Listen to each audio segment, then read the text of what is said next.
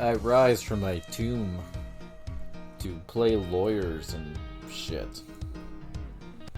That's crazy.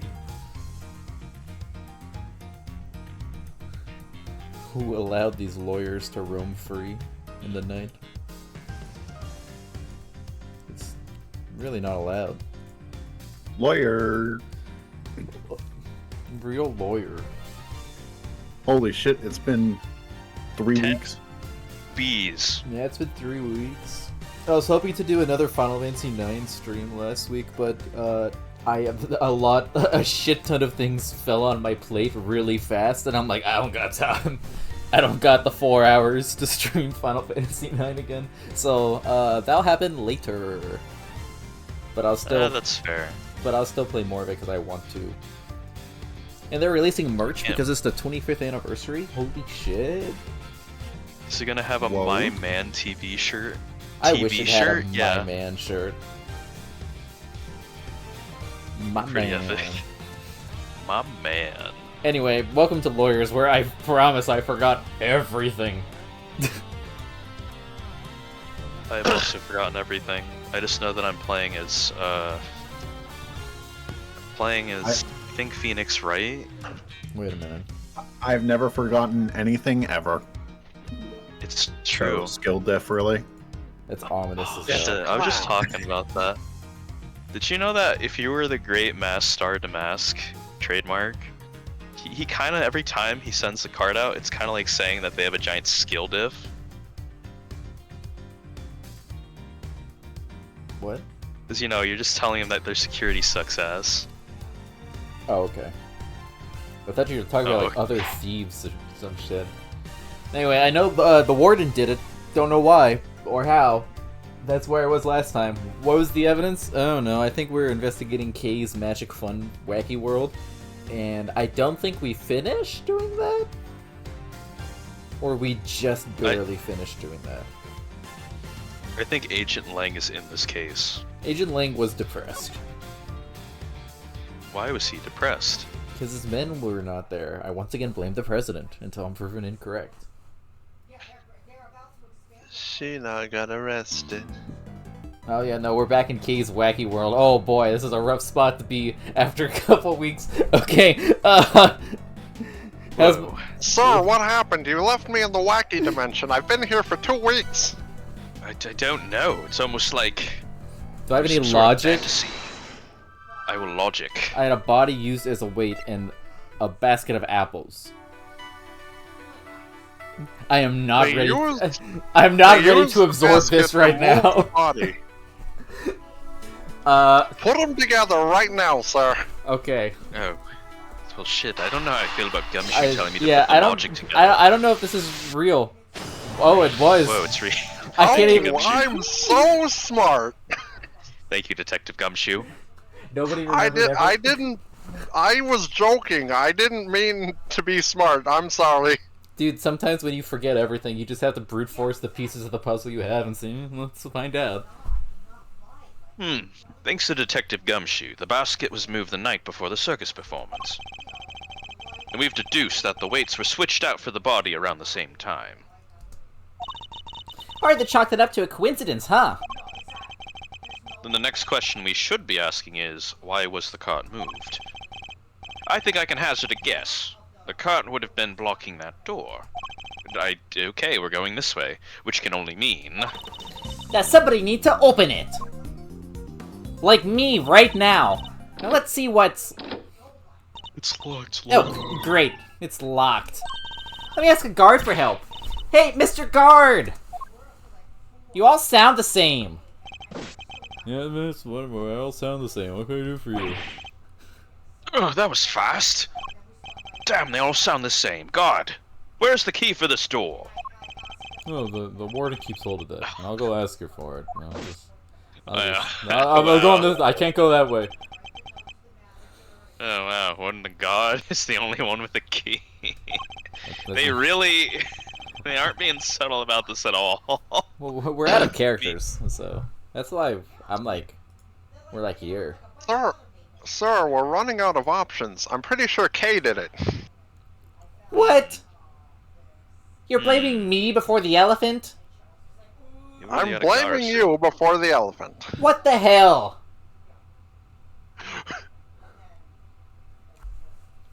Meaning, if somebody, like Kay, did open the door, they would What have had the to get it fuck? from her somehow. Can you imagine Kay just I goes would've- to her in the garden, I would asks for just the key? I would just lockpick the door. But you can get the key. I More don't than the need the guard. key.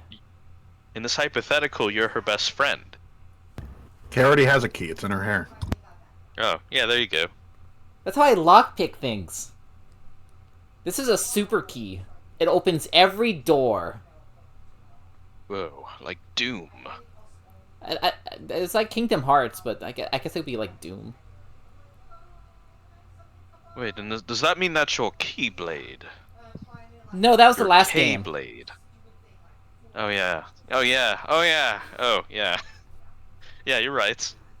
You're absolutely right. I So think... are we saying that Doom and Kingdom Hearts are set in the same universe? Let's go ask the lore master, Llama H. Ombra. Is this true? I mean, with enough Disney purchases, who knows? Does that mean we could also be a Disney purchase? Disney X Ace Attorney Chronicles?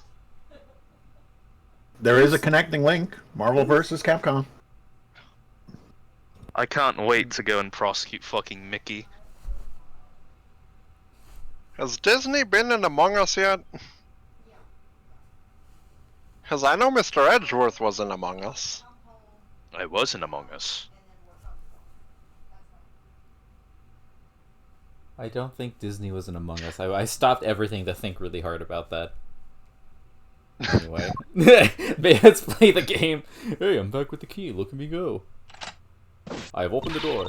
Thanks for the help! Oh shit! Whoa. This looks important. Holy shit. Look at all these breakers. They must control the electricity for the whole prison. So we're thinking somebody got in here that night before the show, right? But why? What were they trying to do? Well, I doubt they came here by mistake thinking it was a break room. They must have come to tamper with the switches.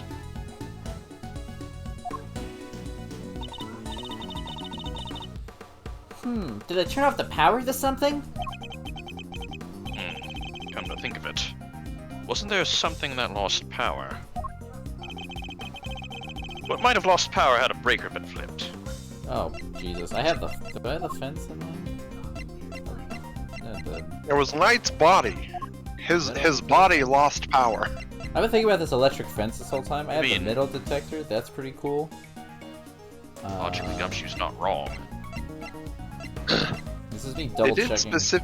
They did specifically mention the camera lost power at some point because of the Oh, yeah, time yeah. gap. Yeah, they did. Yeah. You right, you right. Take that! Well, there was a 3-hour gap in the security camera footage. Oh yeah, there was! I totally have not thought about that in like a couple weeks. It's So alright, somebody Kay. flipped the breaker is connected to? Do It seems very likely. you think it was the killer? It's true that shutting off the cameras would have made things easier for them. It would! Which means... the killer would have had to have been someone who would have had... Well, they're really just... I mean, run out of people, but... It's probably the fucking warden. Whoever had the fucking access to the breakers probably did it. It seems only one person has the key. It couldn't be. Could it? Breakers. What am I organizing? Alright, little thief, your work here is done! Wow, we were very close to being done with this section last time. Whoopsie-doopsie. It's okay, we played Final Fantasy IX. Investigation complete, your bones are fucking Nice healed. bones! The They're cookie fucking- crumbles sometimes. Oh, awesome. What's up, dipshits? First on the scene, the early bird wins the worm. Good morning, Mr. Wiener. Winner. You? How'd you get here before me? Good morning, Mr. Edgeworth. I see you've made an early start. And I see you've made a late one, Judge Cavell. This is not my only case. I'm a very busy woman.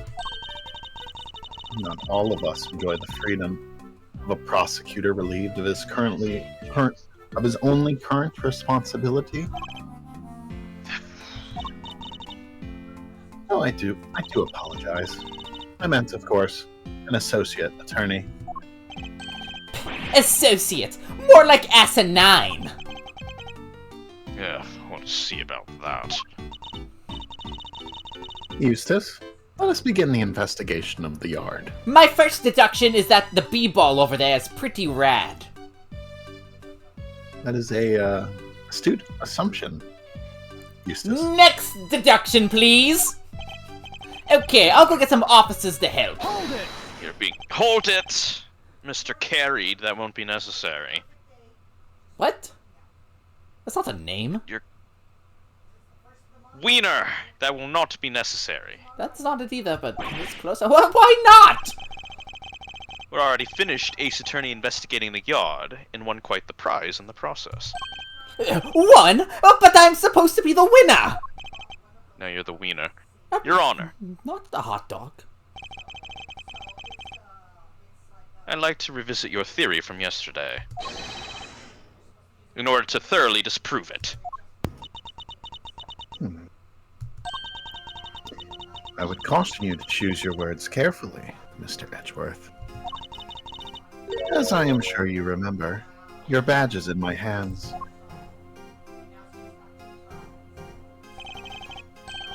How could I forget? You've told me several dozen times already. Perhaps you'd care to try a different threat. Overruled. You've been warned repeatedly, yes, and each time my words seem to have fallen on deaf ears. Allow me to make this crystal clear. The committee cannot and will not tolerate insubordination. Objection! The fate of my badge and the whims of the committee are no concern to me now. The only thing that concerns me is proving Simeon Saint's innocence. Interesting. And spoken like a true defense attorney. In that case, I shall be equally uncompromising. In the name of the goddess of justice, I will strike down your case without mercy. And when I am done, your career as a prosecutor will be over as well. I hope you do not come to regret this. I like our little reoccurring boss fight, so to speak. Recurring boss fights. Dun dun dun. My theory remains the same as when I related it to you yesterday.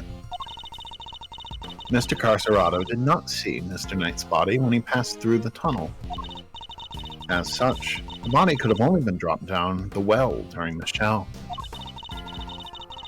We both know the only one who could have dropped the body down there during the show is Mr. Saint. That's still your assertion, and you can prove it, of course. Of course she can! Who do you think you're up against? What Eustace means to say is that we've received the final autopsy report just ahead of our arrival. The last one! Want to fight a... We just kind of made that shit happen.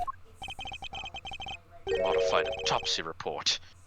Wow, she really is a very busy woman. Busy looking after baby Wiener. I couldn't hear that one. That was in your thoughts.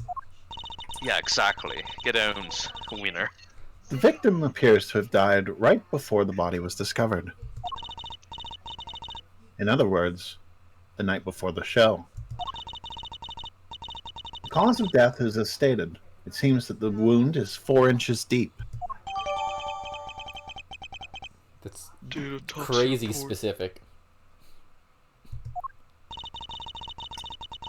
Simeon Saint was off stage for a period of 15 minutes.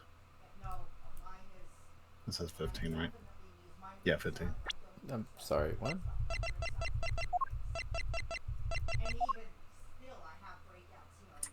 He estimated time he does it at 3 a.m. What the fuck do you mean? Who gives a shit when he was off stage? When did the circus show happen?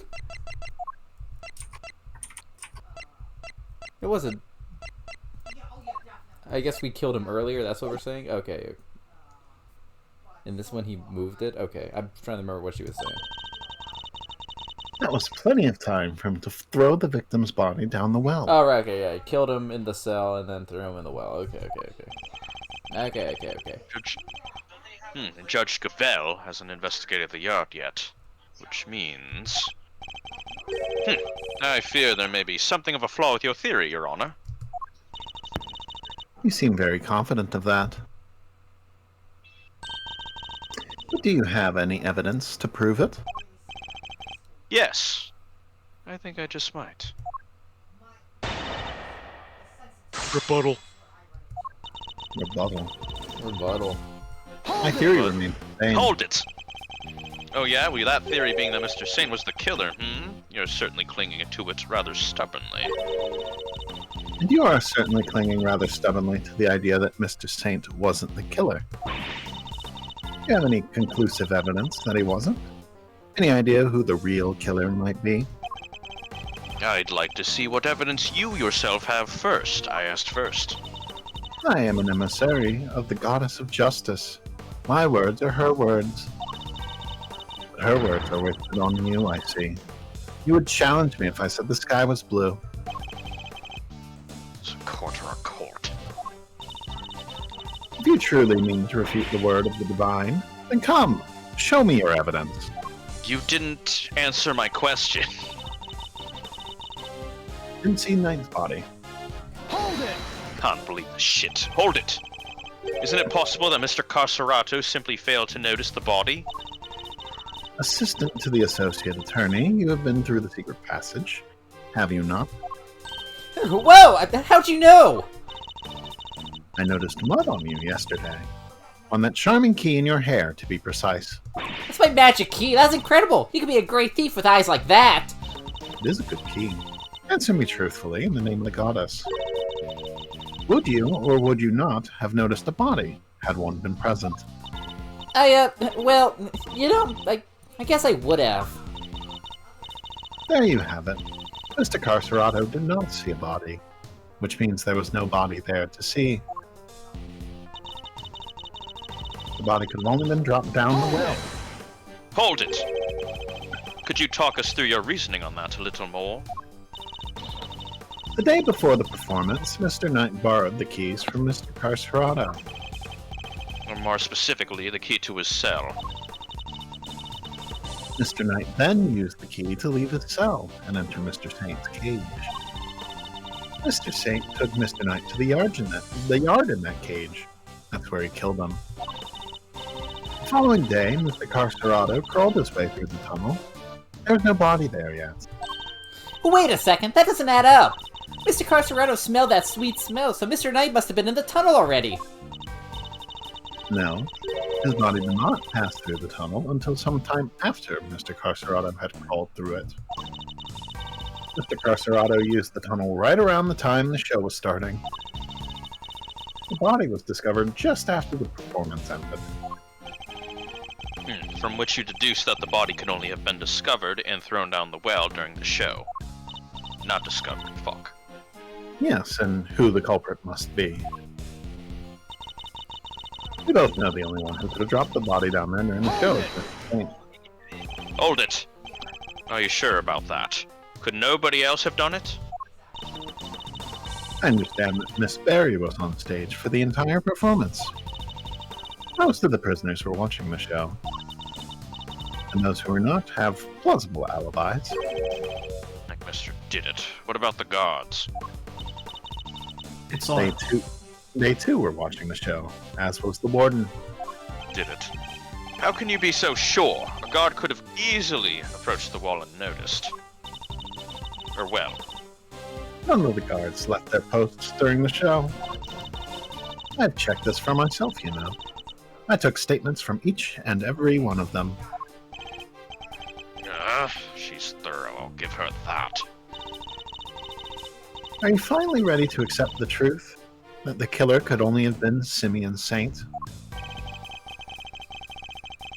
Judge Cavell hasn't carried out a full investigation of the yard yet. Whoa, hey, I'm on screen now. Which means Hello we've there. got the advantage for a change. You're right, Mr. Fender. I should review the evidence we gathered during investigation of the yard. Excellent suggestion. My gut tells me it's gonna be the third one, but it might not be.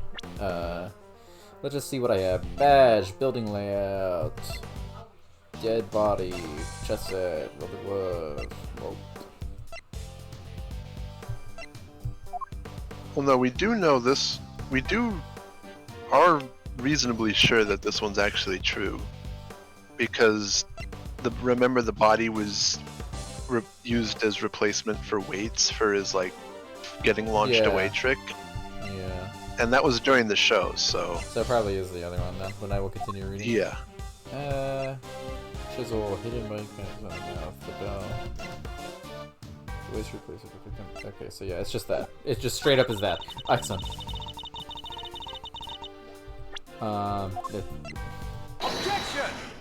Objection! Sorry, Your Honor, but there's something you're going to have to take into account. The well in the yard was rigged up to create a certain unique contraption. A contraption? Go on. Has anyone checked out that sick bird up there? I did see the sick bird. Astute observation, Eustace. That wasn't Eustace. That was me. That was Kay. Astute observation, Eustace. What the fuck are we even talking about? I don't know. I think she's going to. I think her mind's blown about how I'm going to destroy her with facts and logic. I don't see a bird. You will recall that Mr. Saint was sent flying from the stage by the elephant. I do. Or he was about to be absent for some time. He was only able to fly through the air thanks to a weighted rope he tied around himself. Chopping the weighted end down the well allowed him to complete the trick. Objection! Objection! Wait, wouldn't that send him flying as soon as he set foot on the stage? Hold it! It's simple, really. He kept the weight from falling by using a stake to keep the rope in place. With a second rope, he was able to pull the stake free, thereby controlling when the weight was dropped. We have found evidence to suggest that the original weight was replaced with Knight's body. That was done by the real killer in order to create an alibi. The estimated time of death tells us that the murder took place early in the morning. The killer could have tampered with the contraption in the time between the murder and the show. Objection! Objection! You're saying Mr. Saint himself set this contraption up, right? Well then, who do you think is the number one most likely person to have used it to dispose of a body? Even you must see how this looks. Objection! If Mr. Saint was the killer, he could have simply done as Judge Gavell theorized, without these extra steps. Miss Barry? Oh, yo, what up? Yes? Destroy the Miss Barry has been noise cancelled. Oh shit! The Twitch Does stream, anyone else know? this Twitch stream can hear me fine. So glad for that. Fuck you, Discord. Does anyone else know how Mr. Saint's trick works? Well, let's see.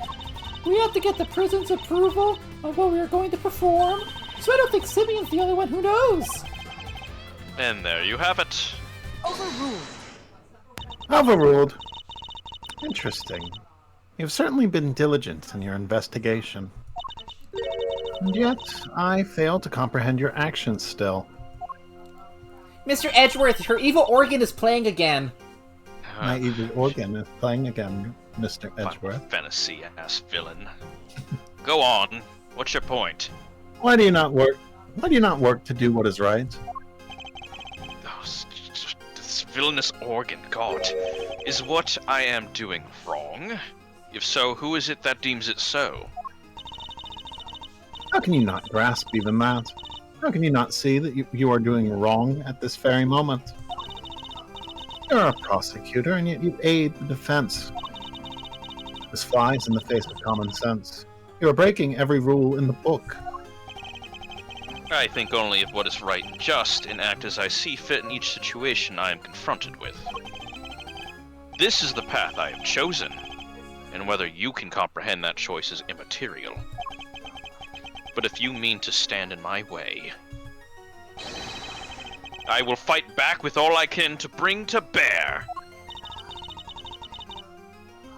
Perhaps the goddess of justice is testing me. Very well, if it is her will that we must fight, then I shall end this once and for all. Listen well, Mr. Edgeworth. There is excuse me. There is another reason why only Mr. Saint can be the killer. Another reason. Another reason.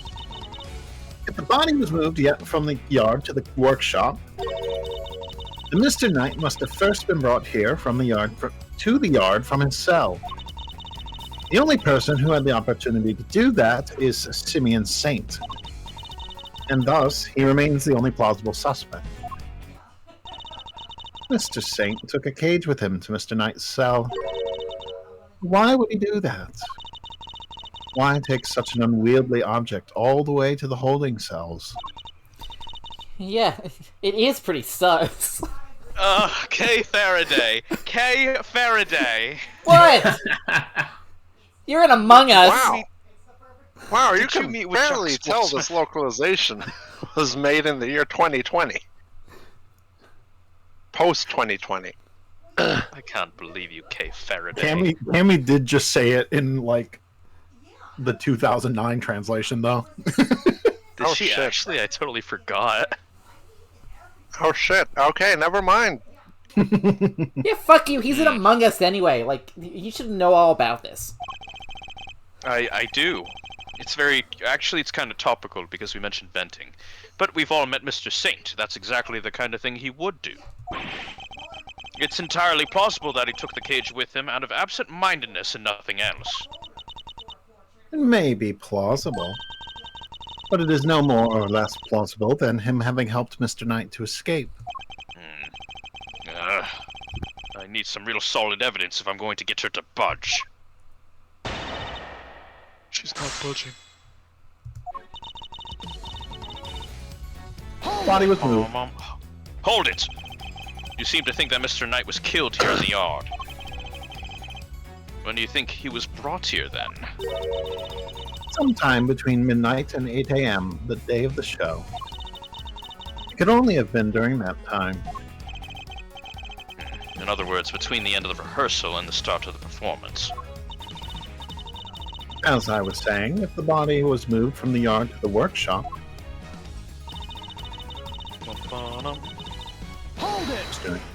Hold it! Was there really no other way he could have come here?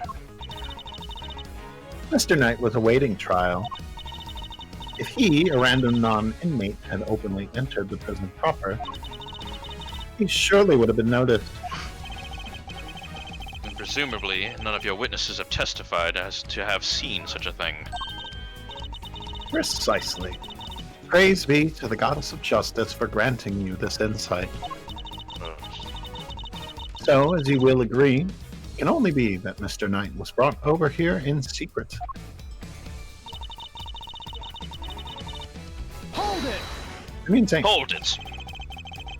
You're certain nobody else had the opportunity? need I remind you that we are in a prison? The entire facility is monitored at all times. Anything out of the ordinary would have been spotted. Hold it! Hold it! But Mr. Saint was under that same scrutiny, was he not? Overruled! Overruled. The warden had granted the members of the circus troop special access. As a member of that troop, under the supervision of Miss Barry, he is the only person who is free to wander where he will. Objection! Objection! It seems you've forgotten something, Your Honor. Overruled! Overruled? Forget is not a word in my vocabulary, Mr. Edgeworth. Very well, then. Recall this fact, if you will. You claim that Mr. Saint is the only person who is free to walk around the prison. But there was a brief period of time on the day of the crime in this prison. A time where it would have been possible for anyone to move through the prison entirely unmonitored. What do I have that shows there was a period on the day of the crime where oversight was limited? We don't know that we don't know if they messed with the sheriff, but we did a security camera again. Take that! Mr. Saint is far from the only one who had the opportunity. Which opportunity are we talking about again? We'd previously established that the time code on the security footage was off by 3 hours. And from this, we can deduce that there must have been something akin to a power outage lasting for that length of time, during which anyone could have moved around the entire prison undetected. Do you mean to say that our killer intentionally created this 3-hour gap? That it was no simple camera malfunction? Is that even possible? It was completely possible to create the 3-hour gap using this. Take that! Our investigation of the yard turned up something rather interesting. A panel of breakers, one which can be used to cut the power to the security cameras. We also learned that door to the power room may have been opened around the time of the murder. What? I froze in time, holy shit! The power room had breakers in it? That's fucking crazy. I thought it was a boxing room for that weird boxing guy.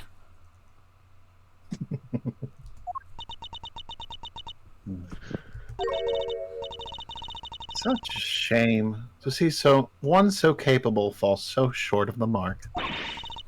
Mr. Edgeworth knows what he's doing. How does he explain the lock on the power room door?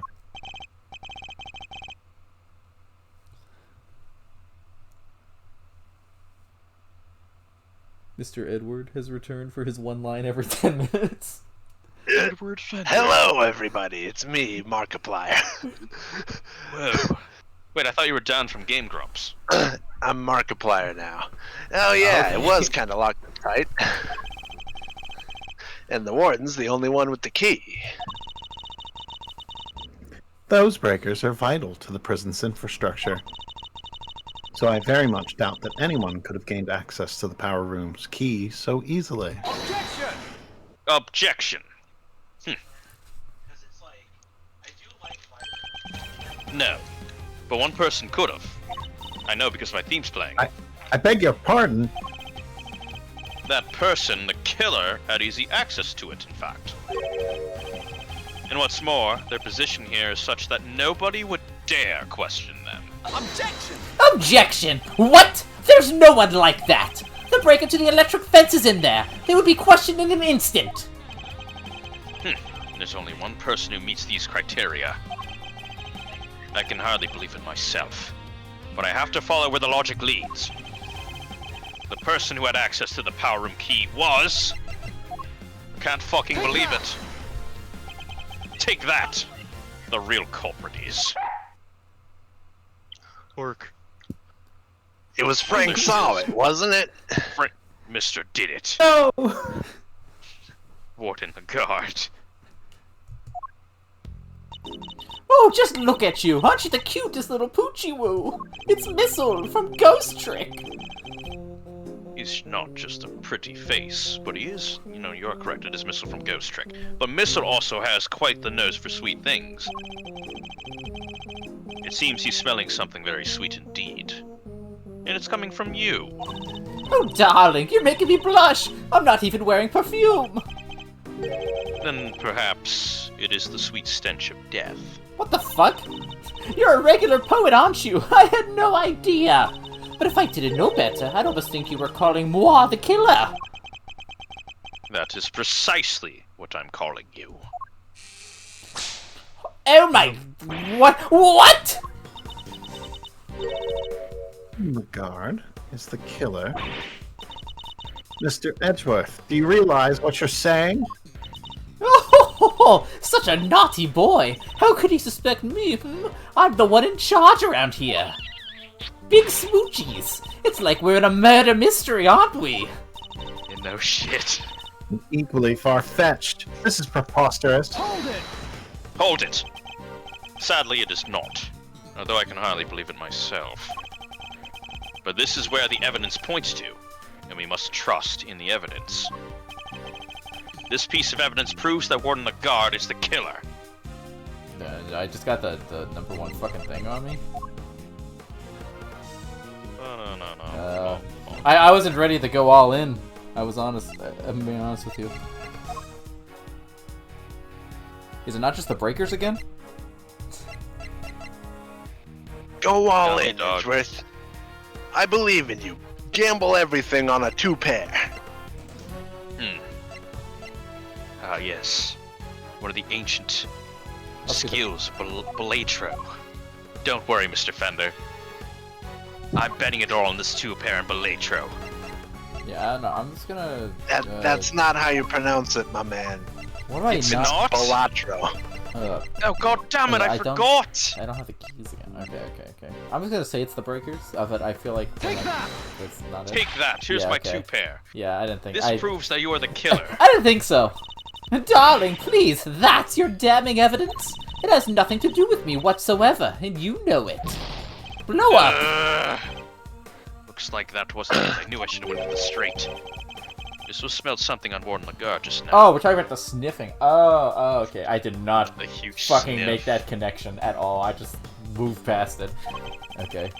Whatever it was could be the key to this case. I just moved right Actually- past it. You're a hoot, Mr. Edgeworth. Really you are. But can we dispense with the jokes now, This is no joke, Warden. You are the killer. Ugh, really? Well, could you at least try and present something plausible evidence? Interesting change of dialogue here, but yes. Yeah, what is smelly? Oh, it's on his body. Let me just make sure it's on nothing else real quick. You know, Done! just doing my due diligence.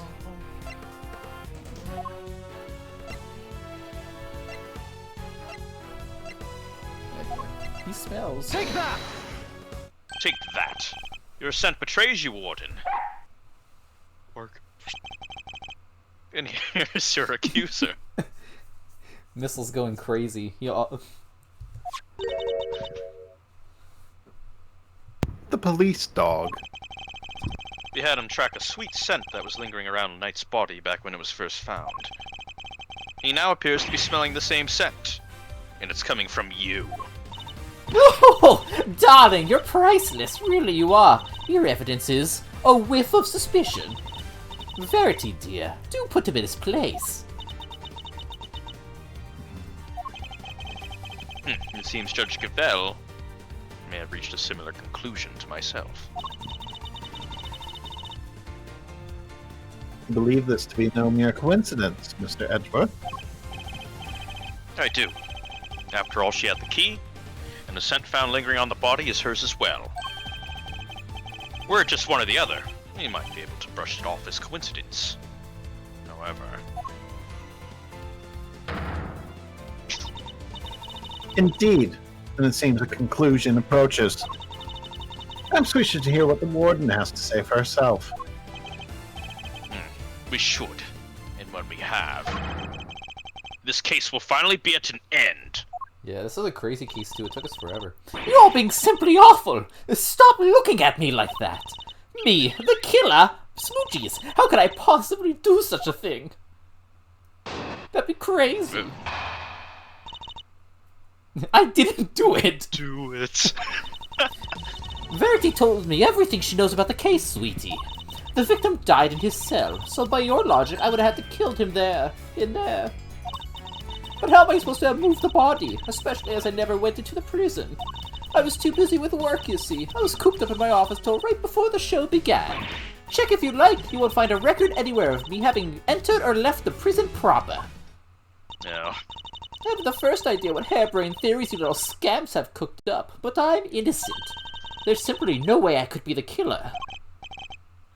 Give me a break. Missile doesn't lie. Don't make it hard on everyone and just come clean. Oh dear, I'm afraid you are the one making things difficult. As I just said, I never went into the prison. If you think I'm lying, go and check the records. She clearly wants us to check those records, which means they won't help us. I was actually talking about my mixtapes. They're on vinyl. I didn't know the warden had a mixtape. Yeah, it goes chicka chicka wows, smoochies for all. That's song number 1. That's the entire song? Yes. It's kind of a banger. I'm gonna make that my new Mr. ringtone. Oh, God. Right, I'll mark that as another thing she's guilty of, is not having good records. We'll just have to find another way of getting the truth out of her that does not involve her records. Please, Mr. Edgeworth, stop being a big silly. You've made a boo-boo and you know it. You can't take her seriously with this fucking dialogue. You did a goofy. Big silly. Huge goofy prank. Hold it! Hold it! Judge Cabell told you everything. Are you, close? The thick as thieves, darling. Why do you ask? Are you jealous? Jealous? Of what?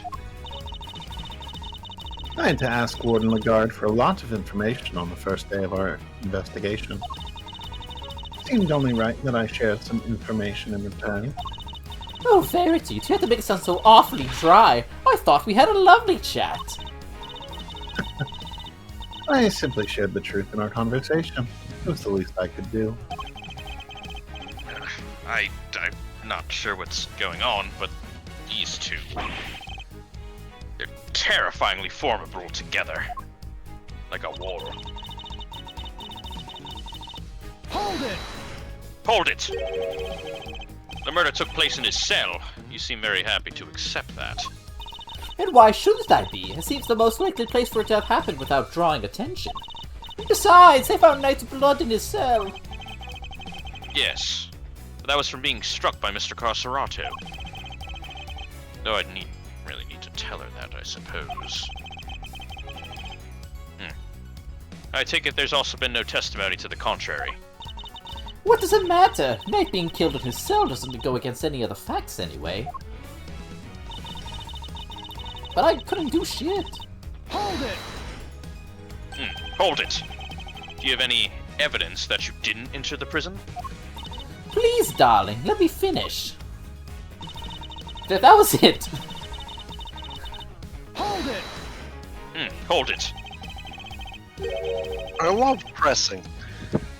Me I love too, pressing detective. 2. Pressing 3. So you were in your office the entire time. You didn't notice anything unusual? Wait.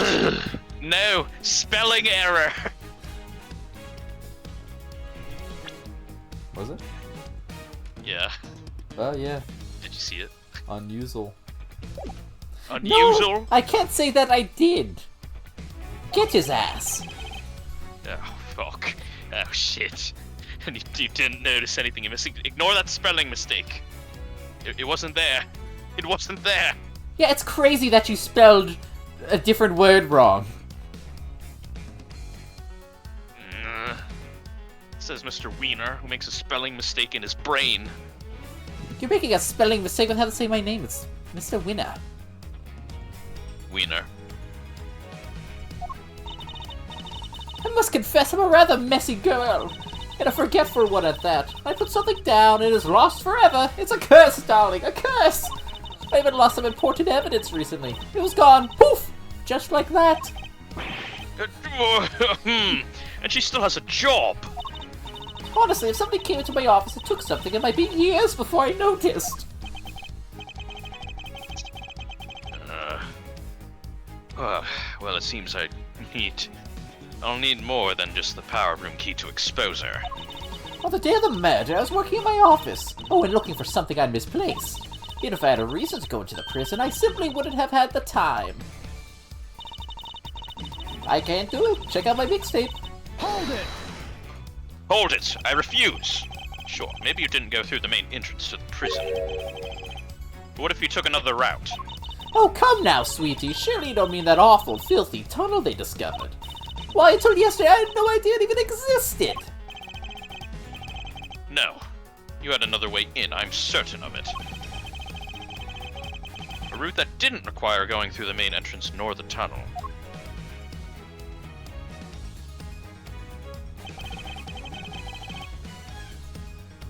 The route you took went through this location. The fence is the answer. So, I just hope I'm center enough on fence. Take that! Take that! Through the fence. Man, where'd my sippy go? Over here. You sippy. Warden, you took Knight from his cell and brought him to your office. Which just happens to be connected to the yard. If you had a way in through the fence, then you would have been able to circumvent both the entrance and the tunnel. A gold star for creativity, darling. And how would I have gotten through the fence? The extremely high fence, topped with razor wire, with thousands of volts of electricity going through it.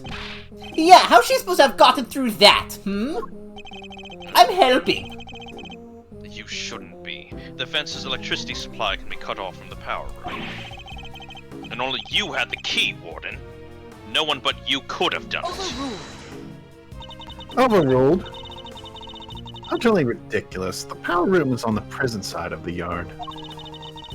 Warden Lagarde was on the detention center side. How would she even have reached the power room? Exactly, Verity, darling. Well, clever puss, you've dug yourself a real hole now. Like the one of the whale.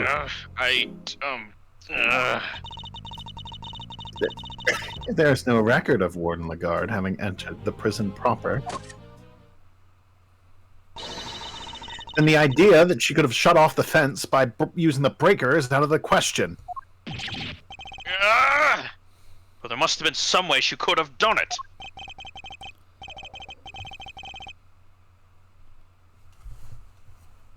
Take a deep breath, big guy. Lose your cool, and you've lost everything. What if I don't find a situation, or a solution? She might wriggle out of this. Buddy, we're always in a situation. Oh shit, you're right. Hey, I said take a deep breath, not freak out and completely lose your cool. There's nothing to be gained by banging your head against the same wall, yeah? No matter how you look at it, Warden Lagarde couldn't have done it alone. Wait. Mr. Edgeworth, if you cannot find it, Objection! you aren't doing yourself any favors by obstructing justice with your silence. That was a reflexive objection. My husband taught me that one. And now that I've yelled it, if I don't come up with an answer, it's all over. I have one more thing to add, if you'll permit me. Something that explains how the warden could have shut off the breaker from the wrong side of a fence. Yes, because it's not as impossible as it seems. It enabled her to shut off the breaker. She had an accomplice. She couldn't have done it alone. What if she wasn't alone? There's one really funny answer to this. Ooh, now we're talking! Way to flex the old gray matter, kiddo! Thank you, Dan from Game Grumps. I believe that Warden Lagarde did have an accomplice. Overruled. Enough. Remember, You I'm going disappoint by me, my Mr. Edgeworth. Oh. Gotcha.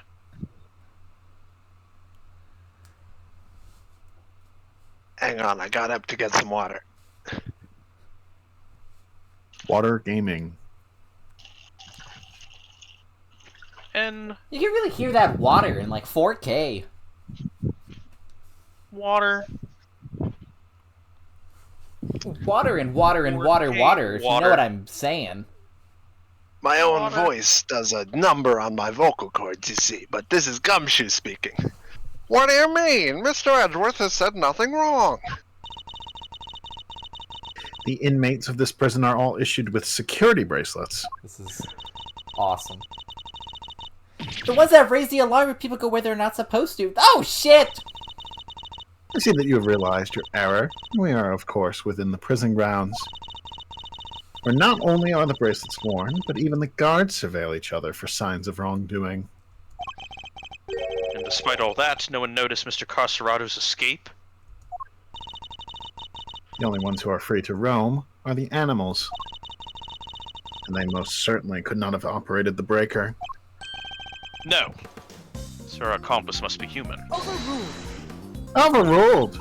And who did it, given that it could not have been a prisoner or a guard? Objection! I wouldn't be so quick to rule out either, Your Honor. The fact is, there is one person. Someone whose movements were not restricted. And I have just the evidence to show who that free-roaming person was. It's so fucking funny. This is one of the prisoner's bracelets. I'm not free yet. It's so fucking funny. You think you can escape, Mr. Did It? I didn't think he'd actually be involved. Indeed. A broken bracelet belonging to a certain, well, self-proclaimed model prisoner. What do you mean? And who is this prisoner?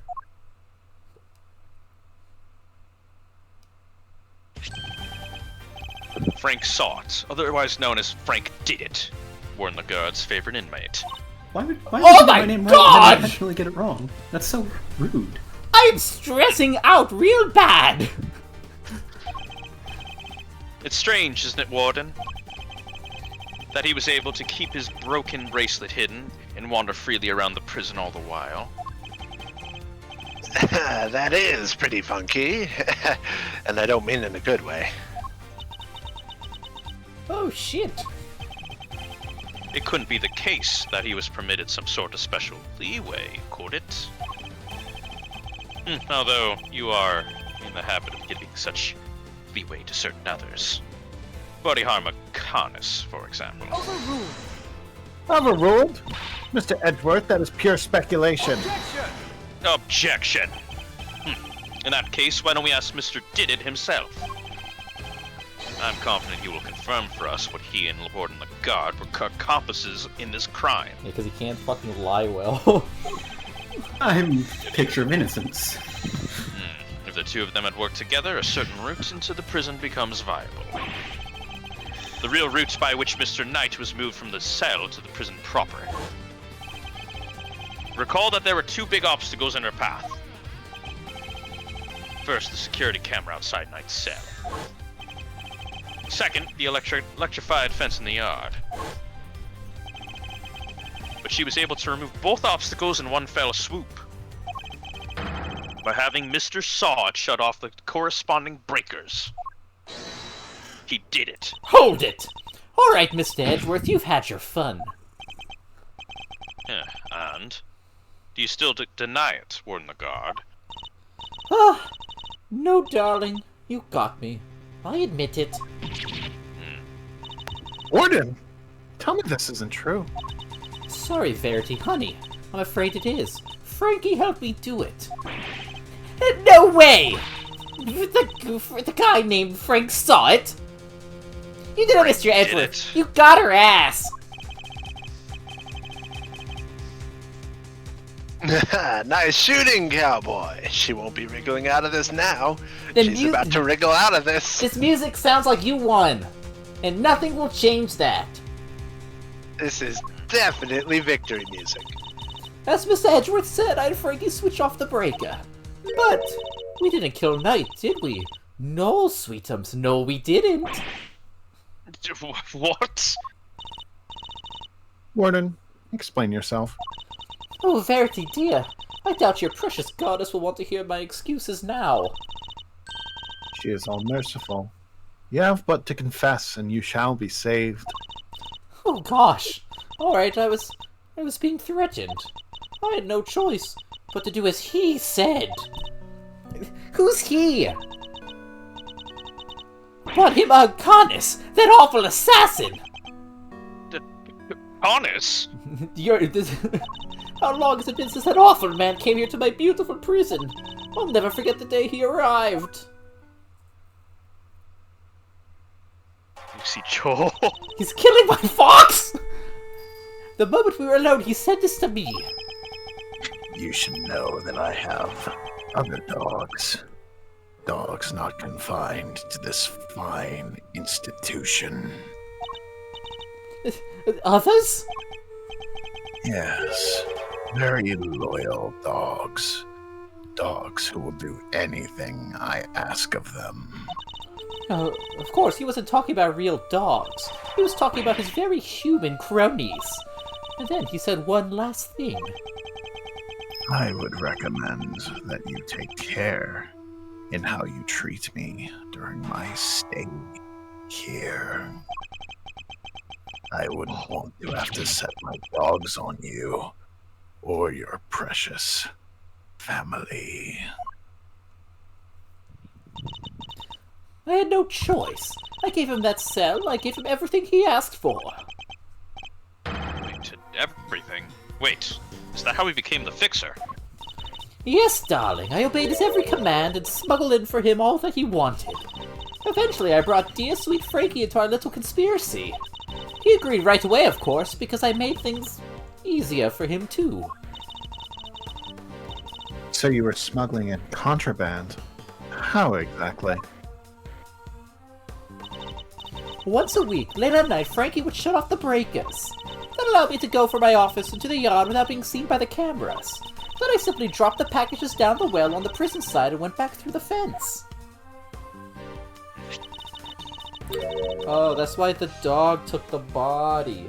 Oh. Oh. That makes a lot of sense. Each one of them spritzed with a little of my perfume. So that's what the sweet smell was.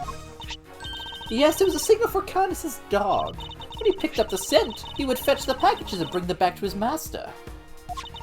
We had to make sure Rocco wasn't in his cell at the time, of course.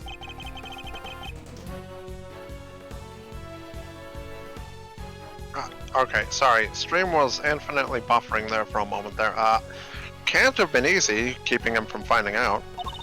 Oh, we're all very much creatures of habit here at the prison, darling. Everything runs to a schedule. Meals, exercise hours, that sort of thing. We knew when he wasn't there. And that adorable little bear of his freezes with fright at the sight of Canis' dog. Poor thing. So there was no risk of him raising the alarm either. She has oversight over everything here at this prison. She made her the perfect mule. With her on his side, Canis couldn't fail. Frankie would sneak out again early in the morning to switch the breakers back on, and our work was done. Apart from fixing the time codes on the cameras, which I would do later when I got the chance. You've shared a great deal, Warden. The goddess of justice will surely take your honesty into account. I've been the most dreadful fool. I know I have. I'm supposed to be the one in charge. The day of Knight's murder was also one of our delivery days. And so Frankie, bless his heart, did his usual work with the breakers. But there was no package for me to deliver that day, so I didn't go out into the yard. So that's the secret behind the Fixer system. Why she was... Lisa tried to track down his accomplices for the longest time. Even I've had to lend them a hand myself, you know. Whoa! Heaven knows how many times I've called that secretive scoundrel to my office to talk to me. But no matter what I say or how much evidence I present him with, he simply won't say a word. He's a bitch. That's why you're interrogating Mr. Canis. What was that, llama? I am, in fact, a bitch. Okay, well I can agree he's definitely sort of a bitch. But now I see why you were interrogating Mr. Canis over and over, because he was a giant bitch. Exactly, I was trying to track down those horrible hench people of his. Whoa! Yo! I borrowed everything the police had on that rotten scoundrel. I watched his every move, intercepted every letter he wrote. His letters? And I suppose she must know about his correspondence chess games, too. But no matter what I did, I couldn't turn up any clues as to who his underlings were. Living in fear like this, it's... Oh, you just can't comprehend it!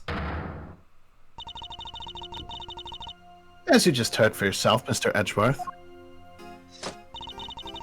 The words of Warden Lagarde's confessions have cleansed her of all suspicion. Surely there is no need to hound her any longer. Has she really been cleared of all suspicion, though? Or is there more about her to uncover? Oh, she's clearly innocent. She's clearly innocent.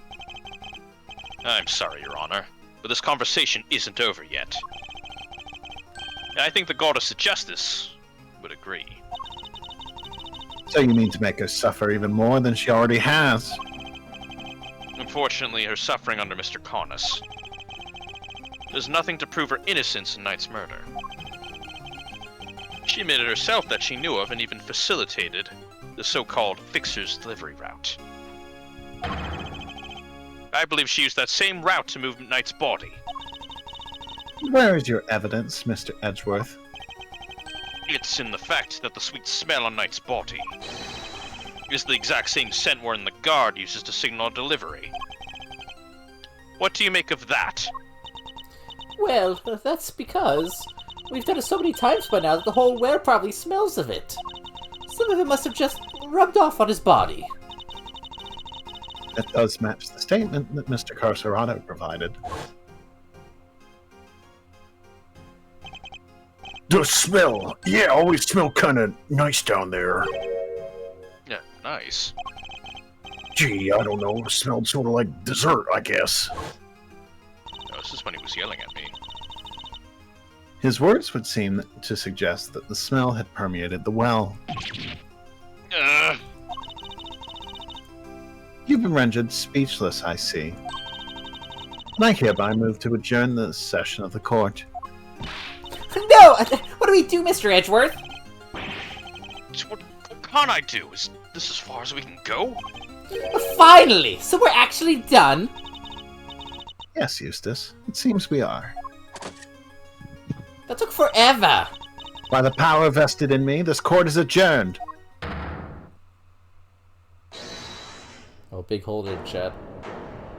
Big hold it? Who was It was that? probably me. Hey! I was the only guy who didn't show up during the montage. Come on, Judge G. Things are just getting good. Yes, Markiplier's right. Are you objecting to my adjourning this session? No. Would have shouted objection if I wanted to do that. You do you, G. Adjourn, don't adjourn, whatever floats your boat. What are you doing, Mr. Fender? Don't worry about what I'm doing. Let's all just take a chill pill, shall we? By which I mean a square of chocolatey goodness. Anyone? Are you trying to get yourself charged with contempt of court? No, my bad. I just had a quick request to make is all. As Simeon Saint's lawyer, that is. Ah, yes. I'd forgotten that you were his real attorney, Mr. Fender. How could you? You're killing me here. Can you blame us? You've been making Mr. Edgeworth do everything this whole time! Right you are. Which is why I figured it's time to put in some work. Work, you say? Somehow I don't believe you've worked a day in your life. He's insulting you. And let's just say this is me doing some prep work for the upcoming trial. Do you mind if I question the witness? Now? Amusing, but what is there left to ask? I've got a feeling in my funny bone that Fiefs here has something more to tell us about the killer. Do I? Yes, indeed. See, as a major player on Team Simeon, I can spot a sympathizer when I see one. And you don't think he did it, do you? So tell us, who did? Come on, spill the beans. We're all ears. Mr. Edgeworth, what's he doing? He's trying to coax Warden Lagarde into giving something away. Which, ask yourself, why would she go all the trouble of sending Knight's body on such an odd journey? It's because she wanted to frame Mr. Carnus. She did? No way! If he was convicted of committing murder here, that could have been grounds for a transfer to another prison. Actually, most likely a more secure facility. And way to be out of her hair forever, huh? Precisely. She saw her opportunity and seized it. No. Saint cannot be the killer. That's not fair. I was all ready to prosecute him. I know, right? But maybe we should find out what she thinks first. Don't want to get the wrong guy, yeah?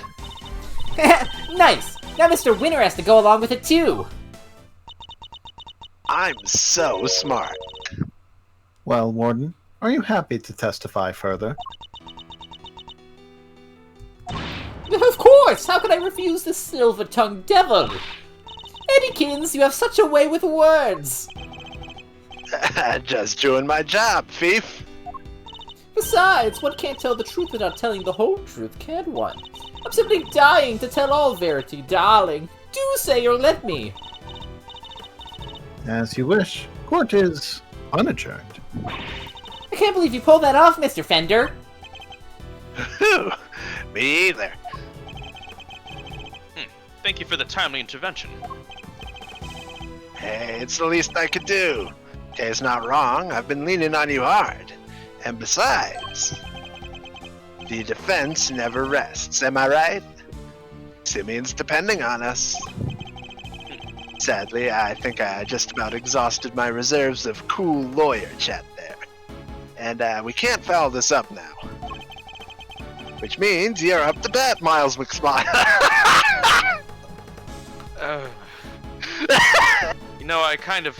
I kind of deserve this, actually. Miles McSmile. I'm not smiling. You know what? You can laugh all you want. It's It's a pretty good name. Show him that never rest spirit. Miles McSmile.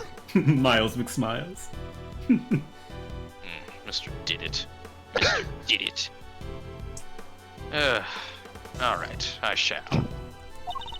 Fabulous! Then let's get started. We're at it again. Smiles. I really don't think anyone could have done it but that dreadful Mancanis. There's no telling what went on between him and the victim. Perhaps he simply took a disliking to him. He's certainly the type. But whatever the sordid details, it was him. He stabbed that poor man to death. And then he had his dog dispose of the body. That simply has to be what happened. The victim, Mr. Knight, yes? I did him the most terrible disservice.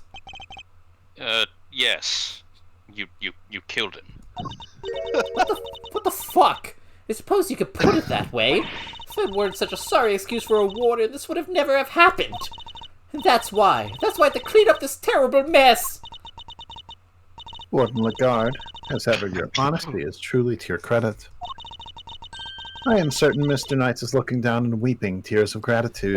Yeah, I fucking love this shit so much. This is my favorite thing. Yay. Being dead. Damn. It's like I can almost hear his voice now. But, well, you clearly have never met Mr. Knight in his...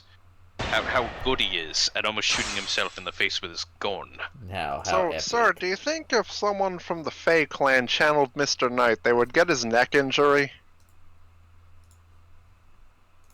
That's a good point. I would like to think no, but also because it's hard to make new sprites, probably yes. Okay. I think they would get the neck injury. Okay, they must never channel Mr. Knight. Hold it. Well, you seem very confident in your assertion. Why is that? Because all the other children in my little home are absolute sweethearts. They have faith in themselves and in one another. They have faith in the gods, in me. And they work hard every day to better themselves. None of them would dare commit murder. That's a very touching reason indeed, and I don't believe a word of it. But Connus! Oh, he's rotten to the core! He's the only one who would do something like that! Why is your fox doing that? Because we're both angry together. Hold it! Hold it. Knight was being kept in a holding cell while Mr. Connus was in the prison proper. What could possibly have happened between them when they were in opposite ends of the facility? Prisons aren't as big as they seem, you know. All kinds of awful things could happen. But Knight only arrived 2 days before he was murdered. I can't imagine anything significant happening in that short space of time. Then you don't know Connus, my dear. He'd find a way, I'm sure of it. You just called him cringe. Hold it! Hold it! How could he take a disliking to somebody all the way over in the holding cells? Oh, I'm just plucking possibilities out of the air, darling. As I said, there's no telling what really went on between them. You're so awfully serious, aren't you? Not that I mind, of course. Why is she looking at me like that? So noble, so dashing in that marvelous suit, so clever! I can feel myself becoming your biggest fan, darling. I really can. Stay with me, Mr. Edgeworth. Wasn't prepared for that mental onslaught. But, yeah, he did it. I don't give a shit. Hold it!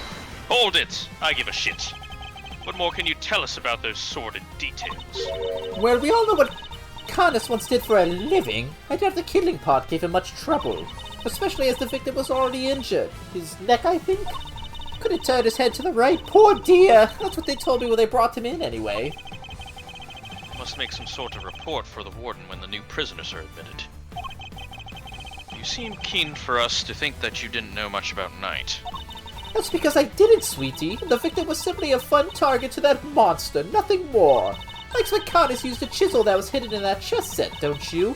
Awful, grisly business. Just imagine, the man probably didn't even have time to cry out. I see. Thank you for your thoughts. They were very, very helpful. Actually, I'd like to hear them more in detail, if you don't mind. Oh, Mr. Edgeworth, you're making me blush. I could chat with you all day. Oh, don't look so nervous, darling. I'm only teasing. Of course, we could talk about them some more. The chisel that was hidden in the chess set, don't you? Hold it! Hold it! And which chess set that be, precisely? Why, the one the victim brought in, sweetie. Do try to keep up. The victim was a certified chess fanatic, or so I'm led to believe. But the naughty boy snuck a chisel inside. Can you imagine? Does she know about the chisel in the chess set? Only a few people are supposed to know about that. After all, we only learned about it thanks to a certain deductions that we've made. So, wait. How did she find out? Of course, in the hands of a killer like Connus, even a chisel could serve a deadly weapon. Would have been easy. Let's just keep going. Hold it! Hold it! Wow, she just keeps going. You seem to have very strong feelings about Mr. Connus. Well, of course I do. I told you what he said to me. What an absolute menace he was to interrogate. He could slither out of anything. The snake!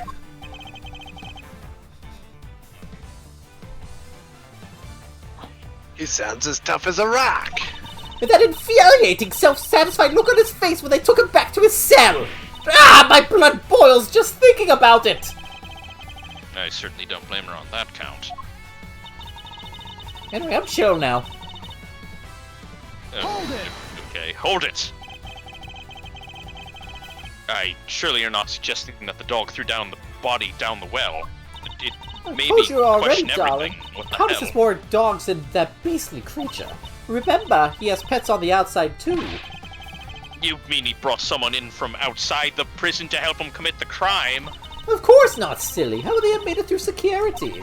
But he's the so-called fixer, no? Exercise that fabulous brain of yours a little. How hard would it be for him to recruit a dog on the inside, or even plant one? Interesting. And does this dog have a name like Mr. Did-It? Well, if I knew that, my life would be so much easier now, wouldn't it? Anyways, just a little thought. You can ponder it in your own sweet time, darling. She's a slippery one. I'm not going to be able to catch her with this line of questioning, it seems. Warren the guard's testimony is little more than a house of cards. I just need to push her on the right statement to bring it all tumbling down.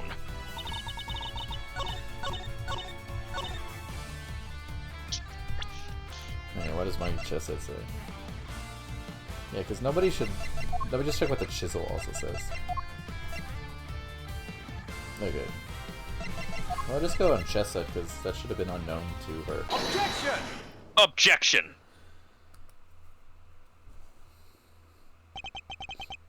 Warren the guard, you strike me as being more careful than the image you project suggests. Oh, Mr. Edgeworth, please, call me Fifi, or Sweetie Pie if you prefer. No. However, I think you may have been a little less careful than you realize in this instance. Archie is the most adorable little creature. Don't be embarrassed, we're all family here. Come on, Mr. Edgeworth, don't let her get inside your head. You said earlier that you didn't know much about Knight. In which case, I find it rather strange that you do know about this chisel. Well, of course I do, darling. Do you think we don't check prisoners when they come in? Objection! You're not talking your way out of this one, Warden. That is entirely irrelevant and you know it. Knight didn't bring the chess set into the prison himself. It was brought by Mr. Saint when he came to visit. Knight wouldn't have had it with him when he arrived. What? I mean, of course that. When Mr. Saint came in, we... Objection! You checked him? I find that hard to believe. Because if you did, that makes your story all the stranger. If you found the chisel, why did you not confiscate it there and then? Judge Cavell, did you tell anyone about the hidden compartment in the chess set? I did not. Oh, shit. No one linked our findings. Then how exactly did you learn about the chisel, Warden the Guard? Because it certainly couldn't have been when you checked Knight or Mr. Saint on their arrival. Indeed, such a thing would imply an intentional oversight if it had been found, yet let through. Precisely.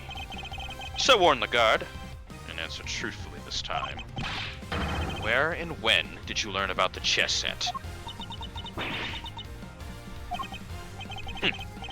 If you won't answer, then allow me. Hold it!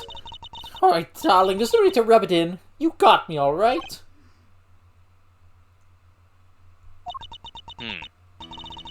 I question Knight.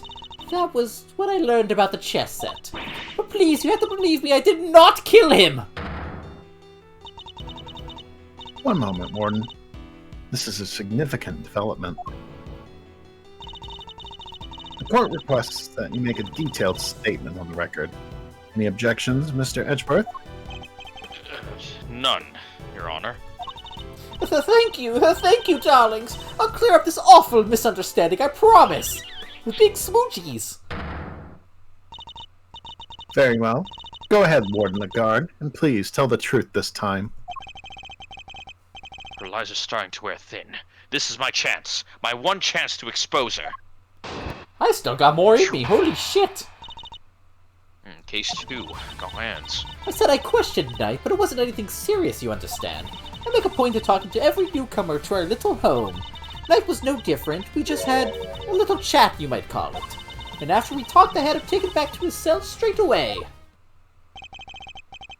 The more she lies, the more thoroughly she seals her fate. So it was simply a conversation with a new detainee. It seems entirely above board.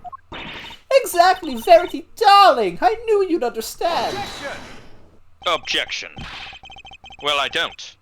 What proof do you have to back up your statement? I suppose we shall see, won't we? Mr. Edgeworth, you may begin your cross-examination.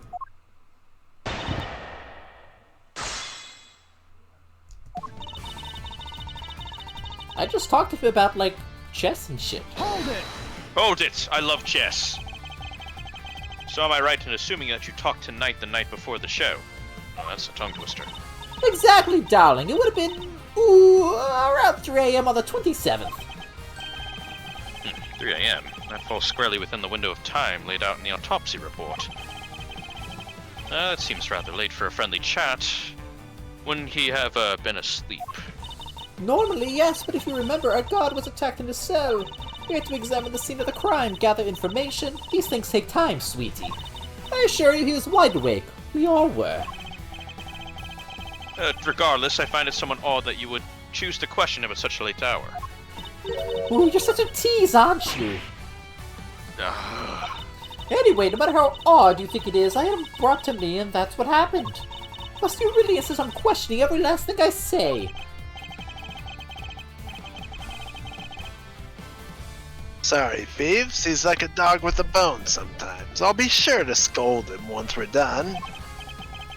Though, would you mind giving us a little more info? Like where you had him brought to? My office, of course. Smoochies. Where else? Your office. Where we believe the body moved from. Would you mind appending what you just said to your testimony? Anything for you, darling. It was around 3 a.m. the night before the show. I had to bring him to my office. Hold it! Hold it! Remind me where your office is. You've seen the sign in the detention center corridor, I imagine. The one that says no entry? That's it, sweetie. My office is just up there, a short walk from the holding cells. I understand that you also have access to the yard. Why, of course! That's where my gorgeous little garden is! Oh, I see where you're going with this. You're saying that's how I moved the body. You had the means and the opportunity. It's hardly impossible. Overruled. Hardly impossible proves nothing. You have no evidence for this assertion. Objection! Objection! There's no other way that the body could have been moved. Overruled! Overruled. Surely you haven't forgotten that it was Mr. Saint who dropped Mr. Knight's body down the well? Yeah, what she said! You're miles off, Edgeworth! That was so bad. I'm not pushing this point any further. That was just... You lose, Wiener. You'd lose. Winner. Lose. And I win. Loser. Mr. Loser. That's... Yeah, I could really offer that one. Oh my goodness. Hold it! Hold it! What did you and Knight speak about? Oh, nothing much. Just some small talk, really. I asked about what animals he liked, what his hobbies were. It was shooting people. His hobbies like shooting people, and I imagine you also talked about chess. Oh yes, I couldn't stop him talking about it, in fact. He even had a piece of paper covered with little notes about it in his cell. At least I think that's what they were about. So she's seen Knight's correspondence chess diagram. Chit-chat. Hold it! Hold it! How was he when you spoke with him? Oh, he was so open and honest, darling. What? That guy? Honest? He was talking about one croissant and prompting a prawn. I suppose he must have been hungry. Non-passant and promoting a pawn! Seems he spared no one from his obsession with chess. And I said, go away. Hold it! Hold it! If he had really gone back to his cell, he would still be alive today.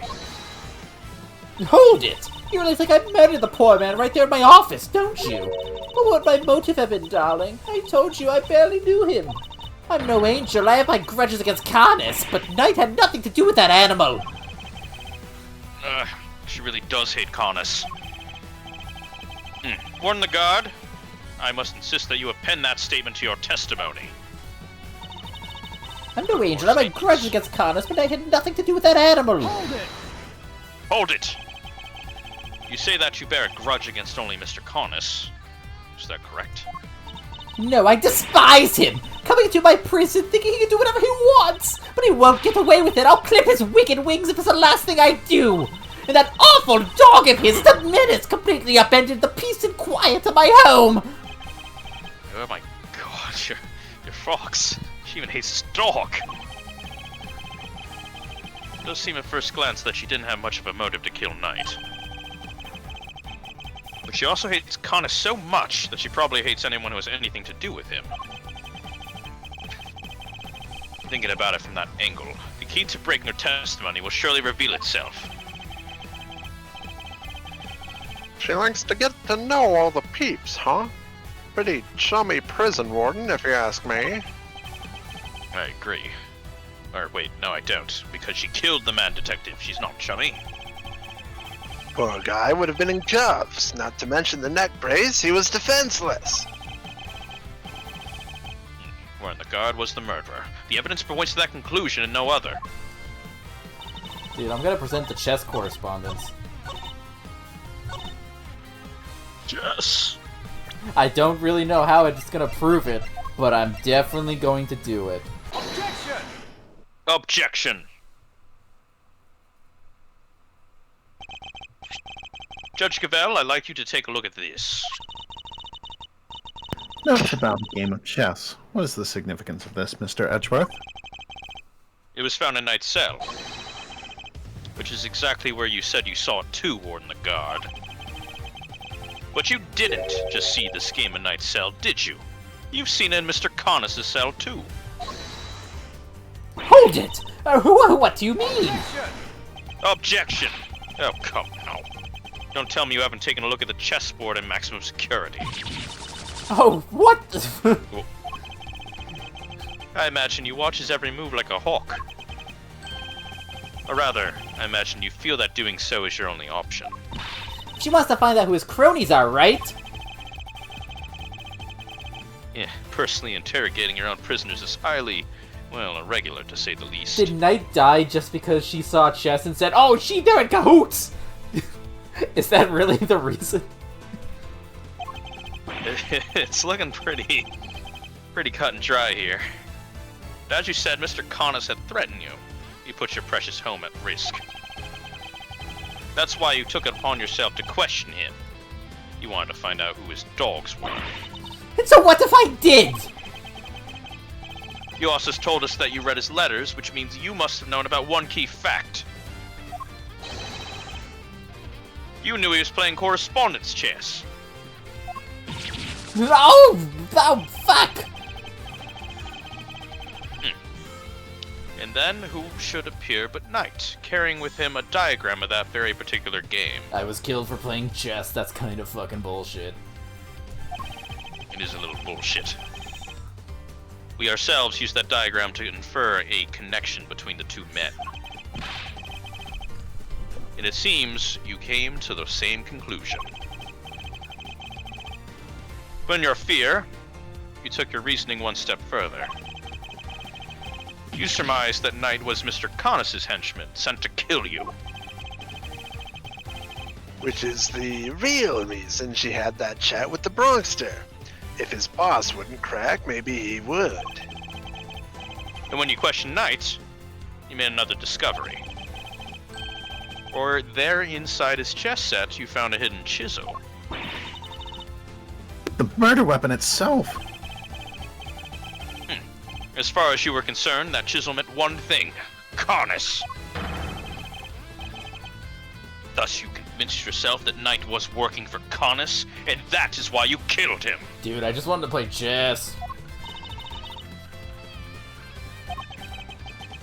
I see you have no more excuses.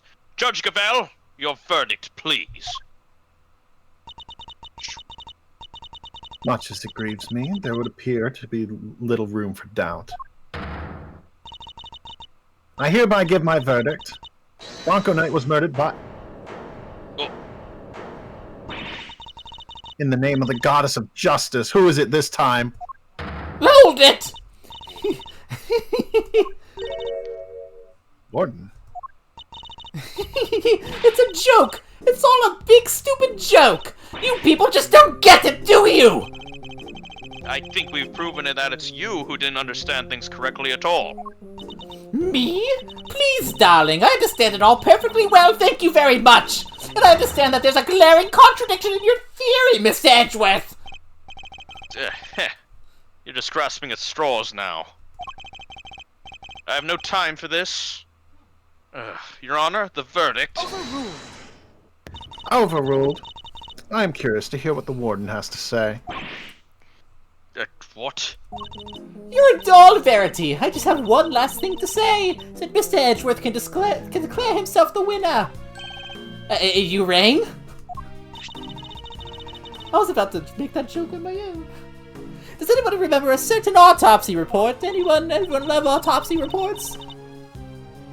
I do in fact love autopsy reports. In fact, we received the finalized version only this morning. That's right! And I was listening to what you told us about a Verity, even if nobody else was. You said the wound was 4 inches deep. 4 inches? Wait. Riddle me this, Mr. Edgeworth. How does a tiny chisel make a 4-inch wound? Forgive me, oh goddess. I came fairly close to making a terrible mistake. Looks like your theory is the one that doesn't hold water, Edgeworth. What now, How do we keep getting, they keep playing Presto and we keep ending up here? What do we do? It'll be fine. Mr. Edgeworth always comes through, right, sir?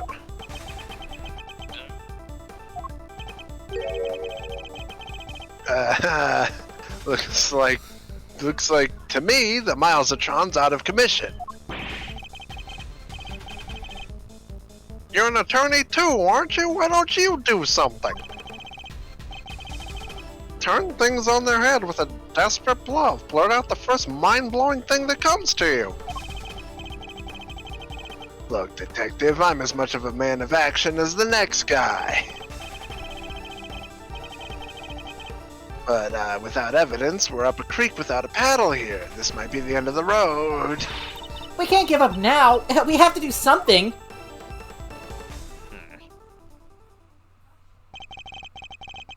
I'm certain that Warden Lagarde is the killer. Absolutely certain. It's the only explanation that fits the facts of this case. But if the chisel wasn't the murder weapon, what other bladed weapon is there here in this facility? It seems we still do not have all the answers, nor the evidence to provide those answers.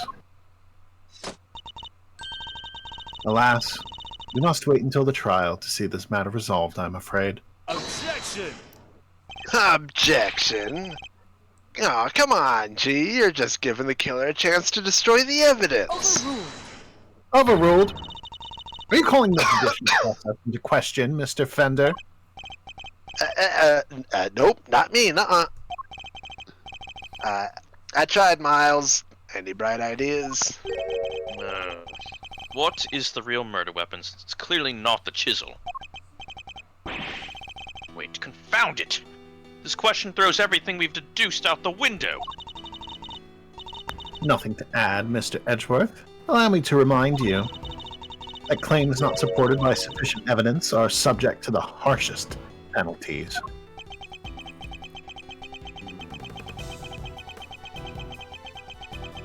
Bro's thinking. It's hopeless. I can't think of anything. I need more time.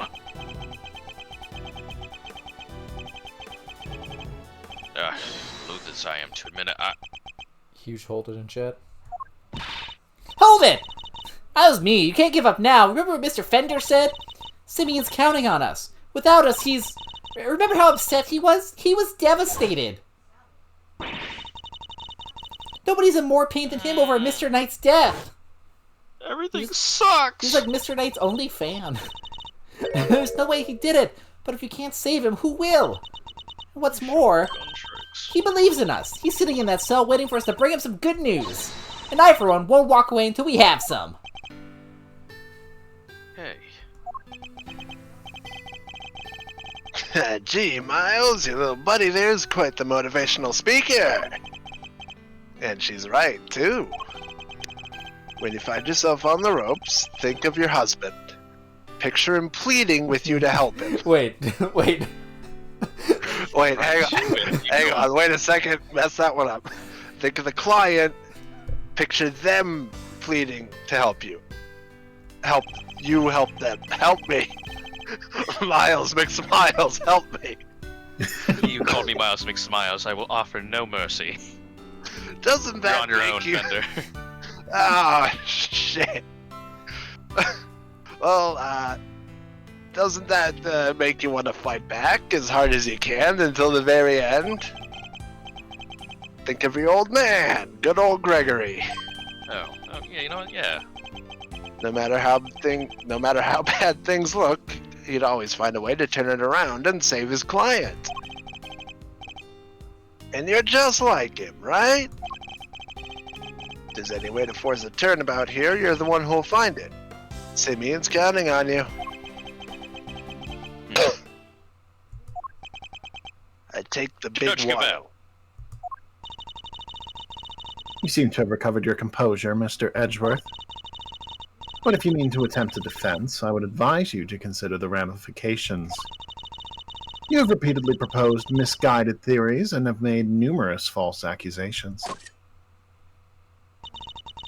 If you do so again, I will have no choice but to judge you unfit to serve as a prosecutor, and relieve you of your badge for good. She's right. I have put forward a number of theories that prove to be flawed in one way or another. Have I made some sort of fundamental oversight? Wait, she said my theories were misguided. Nothing to say, and the court will tolerate no more of your time wasting. I hereby... Damn. I think he got that water. Sir! Water! Mr. Edgeworth! He was getting Water. water! give my verdict. That's it! I've been thinking about it the wrong way all this time. My theories aren't misguided. I was being misled. Objection! Objection! I think it's a little soon for that, Your Honor. I'd say it's well past due, darling. Wouldn't you agree, Verity? Mr. Edgeworth, you may proceed. What? I'd like to remind you of a few things. The sighting of his dog, Helmut. The fact that he wasn't at the show. These and other factors made Mr. Connus the obvious suspect at first. Overruled. This again, Mr. Edgeworth. You seem almost proud of your blunder. Hold it! Hold it! But what if the real killer wanted us to suspect Mr. Connus? What if it was all carefully arranged? And what if the same was true of the chisel, our purported murder weapon?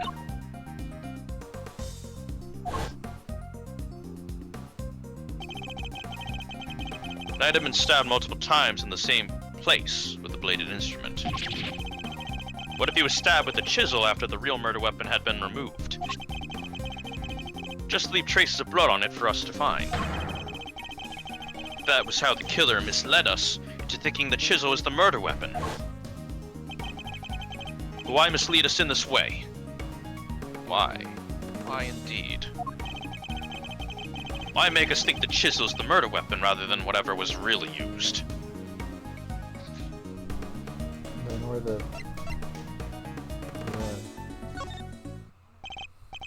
Warden, you took advantage of what the chisel seemed to suggest. What it suggested? What are you talking about, darling? Hold it! Hold it! Mr. Wiener. Hello? If I were to tell you the murder weapon was a chisel, what would you think? Huh? That Mr. Connus is the killer? And there you have it. That was the trap the warden set for us. Oh! Mr. Connus had a bunch of chisels, so she wanted to think it was one of his, right? Indeed. That was her plan right from the start. To frame Bodhama Connus. Your reasoning would appear to be sound. Warden Lagarde clearly seems to harbor a deep and abiding hatred for Mr. Canis. However, I think you know what I'm going to say next. That alone is not sufficient proof that Warden Lagarde is the killer. I knew that wouldn't be enough. There's only one thing that will prove it. The real murder weapon that we now know must exist. If you cannot prove your theory, then this conversation ends here. Objection! Objection! If we could just find the real murder weapon. Objection! Objection! How many times do we have to go over this? We searched the prison from top to bottom! Eustace is quite correct. No other possible murder weapon has been found, so I'm afraid you're at a bit of an impasse. Objection! I can still prove my case yet, Your Honor, because it's still here inside this prison. This would have made sure of that. The security gate? I'm glad you at least remember what it is. And do you remember what it does, Mr. Wiener? Of course I do! I'm not an idiot! The security gate detects metal, which means you can't bring anything metal into the prison or take it out. Oh! Whew. Precisely. If there's another murder weapon, it could not have been taken off the premises. But nor can it have been brought into the prison in the first place. So we find ourselves right back where we began. Judge Cavell. What I am trying to tell you, Mr. Edgeworth, is that if you wish me to believe that there is another murder weapon here in the prison, you will also have to explain to me how it got here. Alright. We know that the chisel was smuggled into the prison inside the pocket chess set. But our contention is that the chisel is not the real murder weapon. So, if the weapon came from outside the facility, then there must have been a way to bring it in. Yes, the question of the hour is this. Can you show me this alternative route?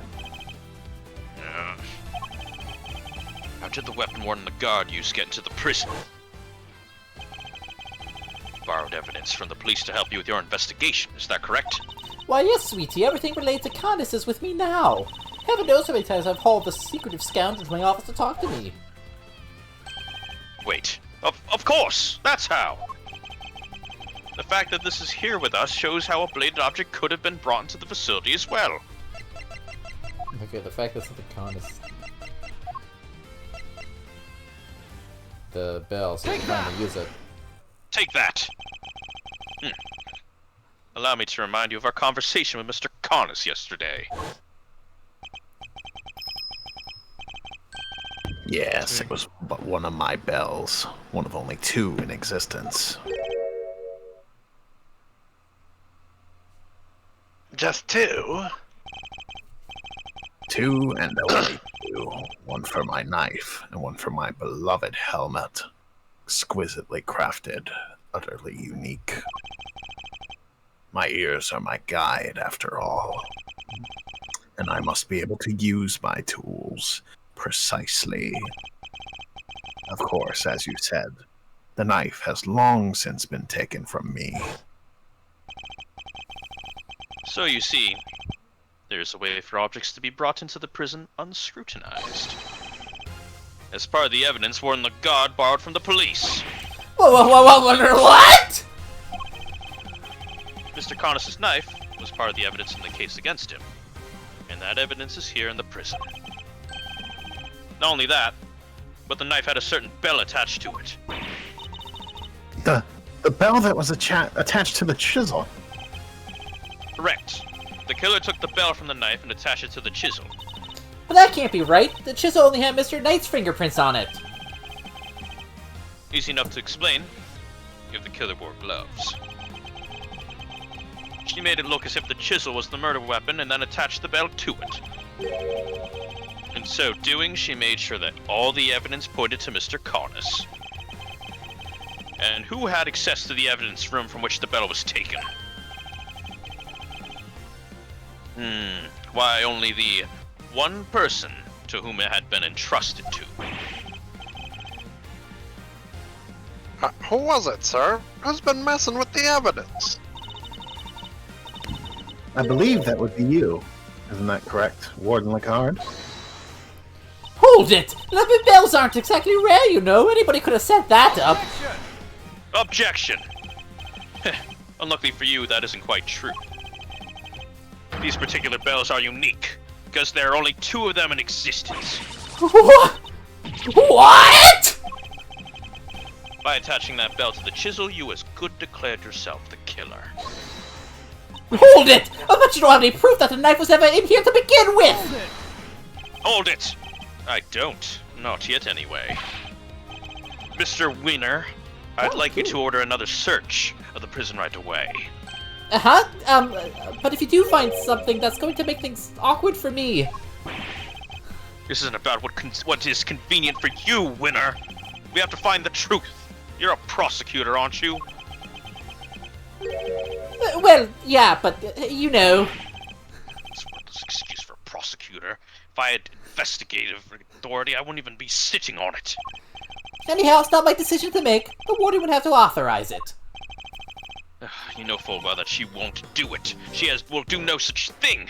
You have the power to insist on a search, so use it. Sorry, darling, but not without that evidence. The goddess of justice cannot bestow her blessings on those who lack the proof to support their claims. Our work here is done. The rest of this matter will have to be settled in the courtroom. No. Damn it. If we give Lagarde the opportunity, she'll destroy whatever evidence is left. I have to object. I have to stop them. But what do I say? I don't have anything concrete to offer. Wait, what am I thinking? I'm never this reckless. No. I can't back down now. I've got to put everything on the line with this 2-pair. I'm not a prosecutor right now. I'm an associate attorney with a client to defend. Only I can save Mr. Saint. And that means... even if my chances are 1,000,000 to 1, it's still worth a shot. It's now or never. Should I object? After that speech, nah. No, not really. I suppose this must be how a certain serial bluffer always feels. Thanks, husband. Regardless, I cannot walk away. Objection! Objection! Wait, Your Honor. This had better be good, Mr. Edgeworth. Dude, people talk about Turnabout Ablaze not ending. This thing's been going on forever. I'm just gonna put that out there. Yeah. Yeah.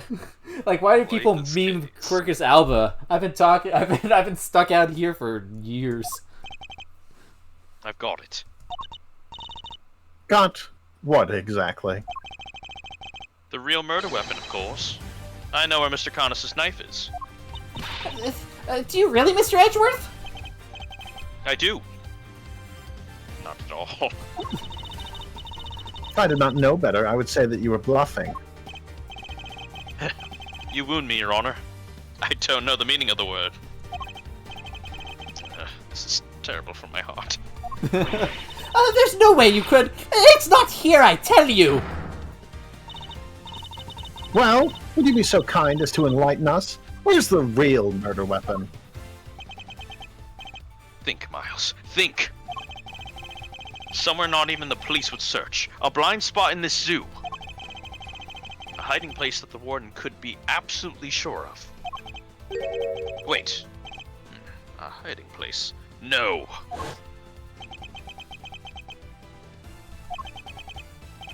If you insist. Yeah. Come on, Helmut. Open up. It's in the fucking gator, isn't it? Because the gator already ate, like, the weights, right? Yeah, I think so. Wait. No. Did she use the same trick? No. It's ridiculous. But the more I think about it, how many foolproof ways to evade detection could there be? Mr. Edgeworth, how long do you intend to keep us waiting? There's the biggest possibility I'm right. If I'm wrong, we stand to lose everything. Your Honor, this is where the real murder weapon is hidden. going on Gator? Gator. Take that. Here, in the yard? Indeed. I don't believe I understand. Would you care to explain a little more? Where exactly is the real murder weapon hidden? That's There crazy. he is. Take that! Take that. Of course, that's what it must have been. Huh? What's the matter, detective?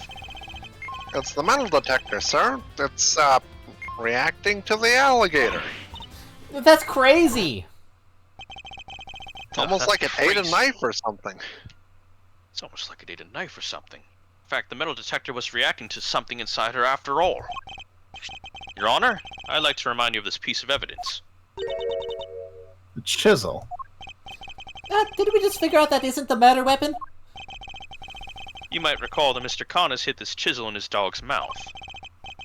Would you believe that the real murder weapon was hidden in much the same way? That's right. The murder weapon is hidden inside the alligator in that pond over there. Oh, yo, what? No way! We detected the presence of a metallic object during our earlier investigation. Judge Cavell, we need to know what's inside that alligator right now. Understood. We will need to summon a veterinarian. I'm sure I can get the little sweetie to open up for us. I'd be happy to give it a try. Please, by all means, Regina. I summon knife!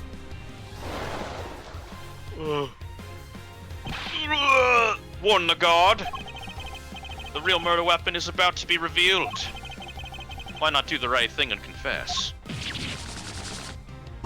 I have nothing to confess! As you wish.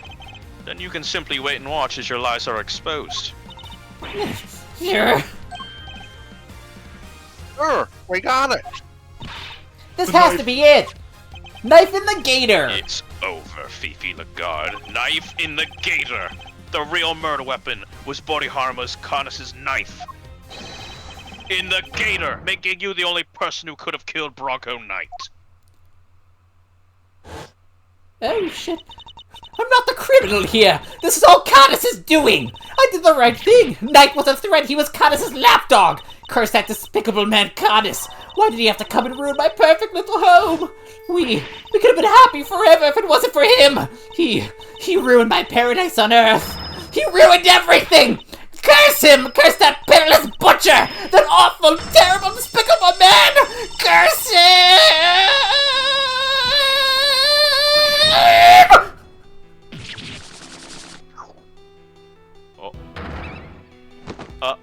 Oh no! Oh no! What? What?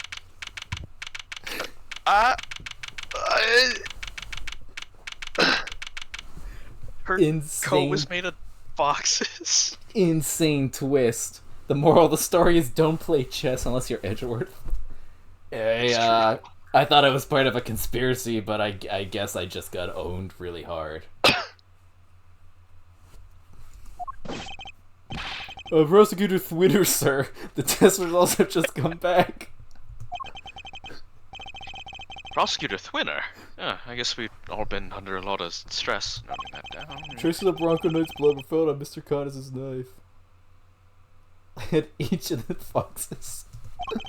It's just like you said, sir. Congratulations on a stunning victory! Thank you, officer. Excellent work. You can continue complimenting me if you like. Yes, sir. Twitter wins again. I think I'm welling up a little. With rage. Excellent work, Eustace. Just a few loose ends to tie up, and then we're done. Huh? What are you talking about? I just solved the case, didn't I? We have yet to confirm whether or not Knight really was working for Mr. Connors. It will be vital to know if Warden Lagarde was simply jumping to conclusions on that front. Huh? Huh? There's Clueless, and then there's you. Well, then I guess we better get back to our Ace Attorney investigation. Oh, don't. No, you're not allowed. Nope. You Alright, can't say officer, that. you're with me. You're about to see the winner win a whole lot more. Prepare to witness first-rate investigative talent in action. Yes, sir. Right with you, sir. Can't wait to watch you at work. It's winning time! What? Here I go off in the night. Why does he say that? I expect this case will cause quite a stir. I watched Morbius, and I thought it was cool if I did it too. No! I cannot believe the law department right now. Every joke you write about this man comes true. The attempted murder of a president is news enough, and now his would-be assassin has been murdered. Knight never sought to kill the president in the first place. The truth is not always as important as it might seem, Mr. Edgeworth. In the eyes of both society and the law. How could you even say that? You do not have to believe me, however. As a prosecutor, Mr. Edgeworth is obliged to accept that this is the reality of the world he operates in. Being a prosecutor is more about proving people guilty. And that's what I believe. We are all free to believe as we choose, but the law is not to be toyed with for our own personal goals. If you refuse to accept this, then you must prepare to suffer the consequences. What does that even mean? Wait a minute. You're not gonna take us. I'm afraid I must be going now. Farewell, Mr. Edgeworth.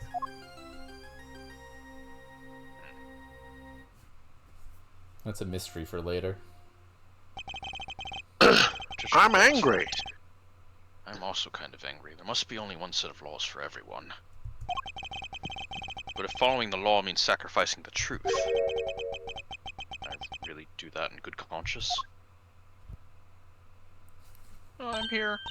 Now, Simeon, you're out! I didn't see your legs before. Oh shit, that's Buddy the Monkey! Hi, Regina. I have a monkey. Is everything alright? They did let you out, right? Yeah. I'm so confused about what's going on. Some guy just came and said I was free to go, and I have Mr. Edgeworth to thank. You sure do! Mr. Edgeworth found out who the real killer is. Oh, wow. Really? You did that for me, Mr. Edgeworth?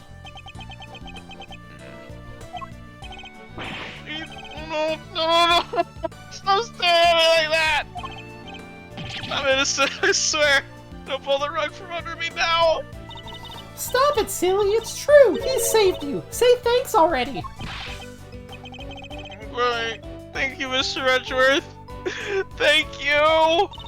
And a great big Regina Berry thank you from me, too. Mr. Saint talking directly to me. Small victories, I suppose. Can I just ask one question, Mr. Attorney? Sure. I'm not actually an attorney, though. I thought Bronco was my friend. He showed gun tricks. We went to Walmart together. He was my best friend. I trusted him. No. But now... It's just... I never knew. I never would have believed that he had hates somebody enough to want to kill them. But he kept something like that from me, and he never really trusted me, did he? That's not true, Simeon. Of course he trusted you by showing off gun tricks and shit. No, he didn't. If he just told me, I could have stopped him. I could have told him that hate never helps. We could have showed gun tricks and played chess, and that he had to let go of all that stuff. Mr. Saint, I think you're forgetting something. I should show him the thing that proves Knight trusted him. You don't even get a chance to save, streamer. Yeah, well, it's probably the chess set. I'm just gonna quickly like because he had him bring it in. So It was the bloody glove. it was his dead body. Take Here's that. my It glove. was his dead body.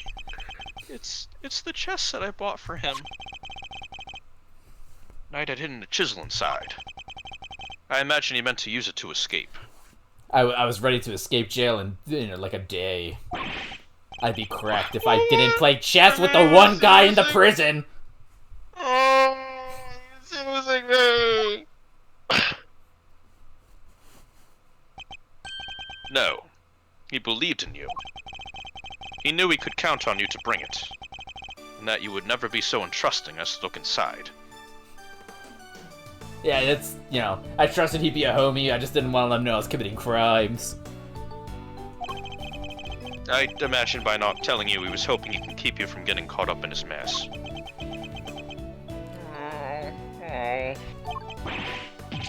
Rocco! Why didn't you tell me? At least you understand now, right, Simeon?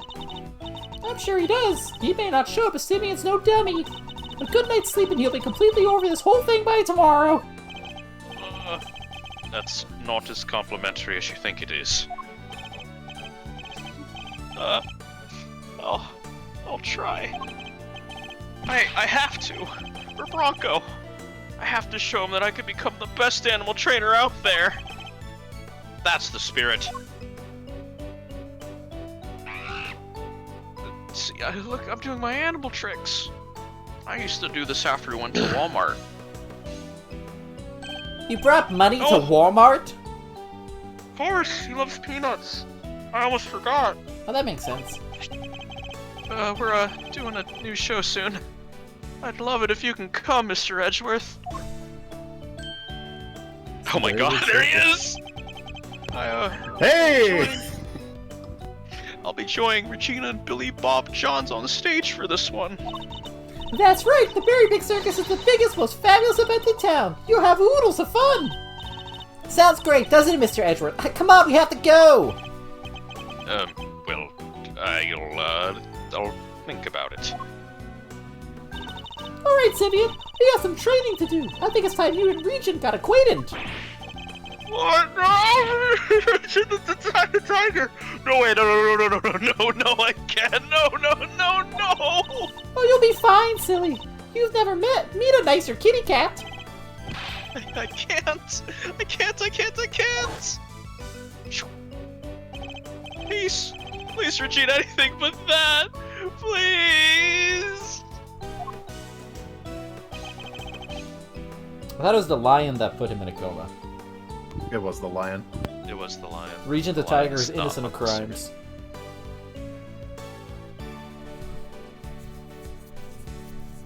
Another satisfied customer.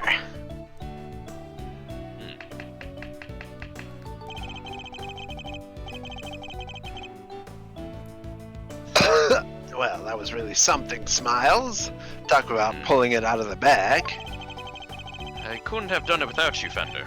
Without your timely intervention, she wouldn't have gone away. Besides, I have you to thank for even being able to investigate this case in the first place.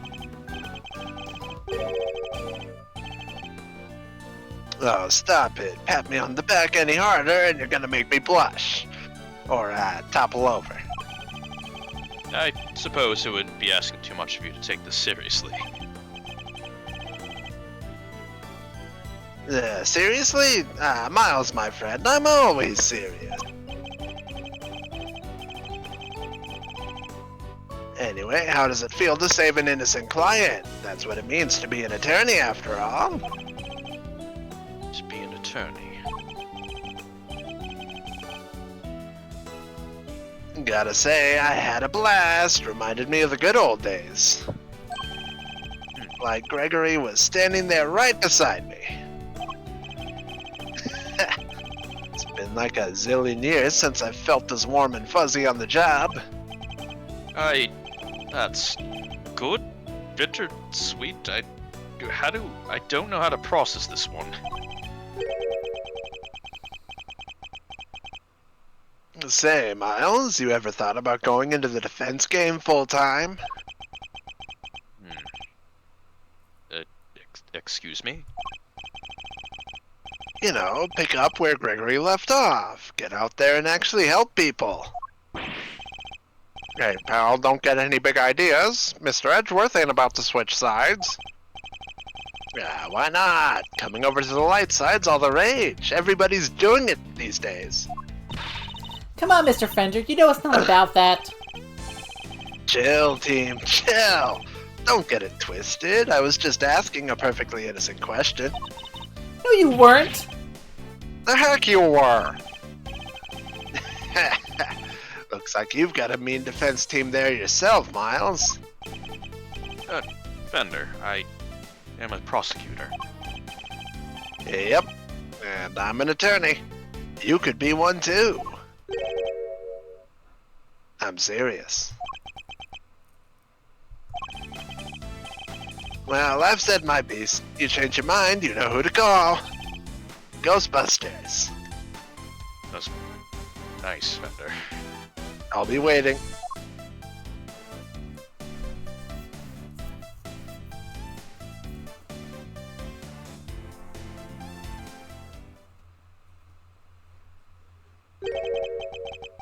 Following my father's footsteps. Could I really do such a thing? I'm going to become a defense attorney just like my dad. Oh shit. Whoa. Whoa, whoa. Right of my dad. I'm not controlling an this. Attorney, me. Attorney like my father, me. I was so surprised by the Yeah. sprite of my dad. Holy shit. He's looking kind of slick. I didn't know if I had another line, but I You were mentioned. I knew I was still relevant. Thank you, Spongers. Thank you, Smunchers. Twitch.tv/Smunchers. I look forward to popping in for credits, and For definitely credits. not any sooner. He's Smile, coming smile. back. I'm gonna dip my toes if no one objects, because it's still pretty early. Works for me. I'll watch Sure. it and dip.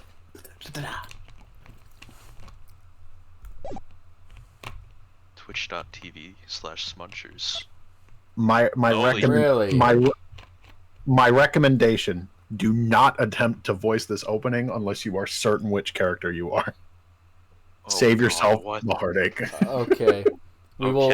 I will voice it all in one voice. And not try. I don't know about that one. I will watch in silence. Yes. Okay. Do it in the Eddie Fender voice. Hey, Got everyone's it. Eddie Fender! You gotta do it in the Regina Okay. Perry voice. That's clearly it. I'll just do commentary. Welcome to the Birthday Cake Spectacular-thon. Whoa, welcome. Birthday cake. What? And Judy's What? What the fuck? What? Pardon? They're voicing What? it for us. What the crap?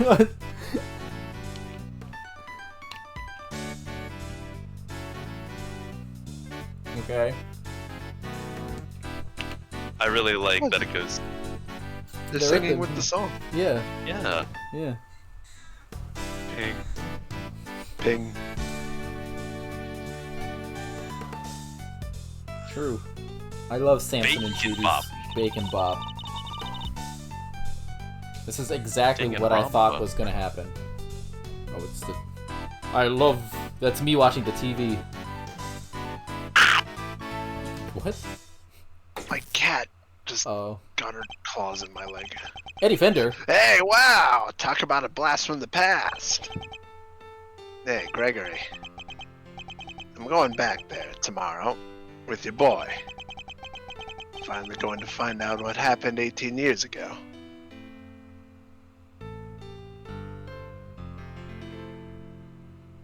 Damn. Why did the Bacon Bop happen? April 2nd. Fountain room.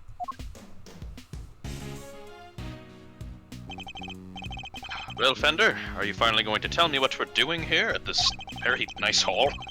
Why have you brought me to an art gallery? Oh, it's an art gallery. I love... Well... the person voicing this character, like art galleries.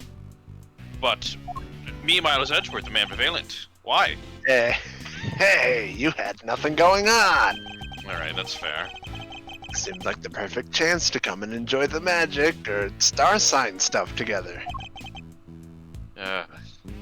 Alright, I don't like art galleries, I'm leaving. Chill, big guy, I'm just joking. You know about the IS-7 incident, yeah? Your old man's last case? Of course. Von Karma took great pleasure in showing me the files as soon as I became a prosecutor. And I reviewed them again last night after your invite. See? There they are. I was also present at the trial all those years ago. Although my memories of it are somewhat hazy. Oh, no. As a child, I was completely in awe of my father. The sight of him in court was inspirational.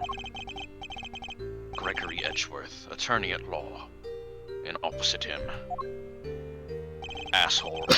The man who would become my mentor, Manfred von fucking Karma. It was quite a case. It's me, asshole von Karma. Asshole von Karma.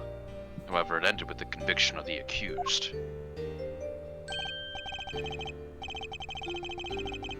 Ah, so you were there too. You were in the courtroom for Gregory's final outing? Well, that'll make explaining things easier. I wanted you to know something, see? That something being what really went down. Not the truth in those files, but the capital T truth. It was 18 years ago, smack dab in the middle of a real doozy of a winter. The buildings were covered with a blanket of snow. It looked like the streets were lined with popsicles.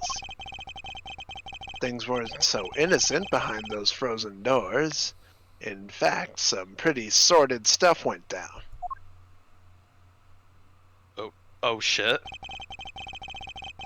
That was back before yours truly was the fine figure of an attorney you see before you today. Holy shit. How am I gonna use? Am I gonna have to do Baby Fender voice? Oh shit! Flashback shit. case? Wait, no. Oh, fuck. wait, fuck, what do we do? Baby Christmas Fender Eve. and Father Christmas Eve. Oh wait, no, that lines up because statute of limitations in 1-4 or whatever. Oh shit, yeah. Ah. Well, is it okay if I'm Gregory fucking Edgeworth? I don't even know what to... I kinda do. If you want to. The only other idea I have is I'll do a Barlow impression. Barlow impression. I kind of like that idea, actually. Like, how does Barlow talk as Edgeworth? For that idea. I just have to do a lighter, a dark, like a not as intense British accent. How does Barlow talk as Edgeworth? I have to figure out how to do Baby Fender. Help me. Hold up, we're in the lab real quick.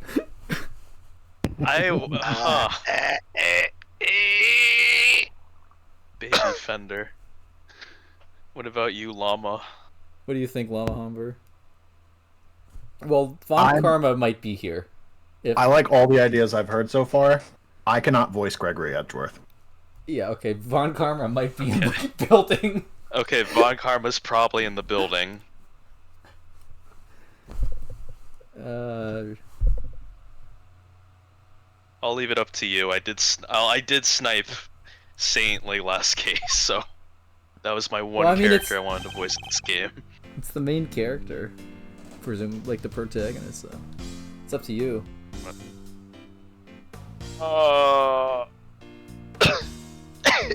Decisions. Hey, Mr. E, this one really came out of the blue, huh? Fuck it, I'll do it. Okay. Although, it's gonna be weird, because technically, I don't think the big Greg is British. But it's weird like that. Well, we made Edgeworth British, so I don't know what to do with that information. Edgeworth Good is point. British because he studied in Germany under Von Karma. Totally works out. Yeah, okay. Alright, then I know what I could do here. I did. We were called in before the ink on the arrest papers was even dry. Let's go Mid-Lantern. My name is Gregory Edgeworth. I'm a defense attorney. I'm here visiting a client with my assistant, Eddie Fetner. The Fender. A murder on Christmas Eve? What's the world coming to? I don't know if I can do Baby Fender.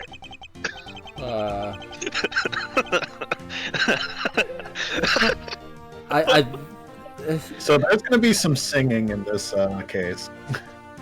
Yo, streamer, you want to sing? We could either like just vibe, or we could just exist. I could. Karaoke and lawyer. Well, I don't know which character this is yet, for starters. But.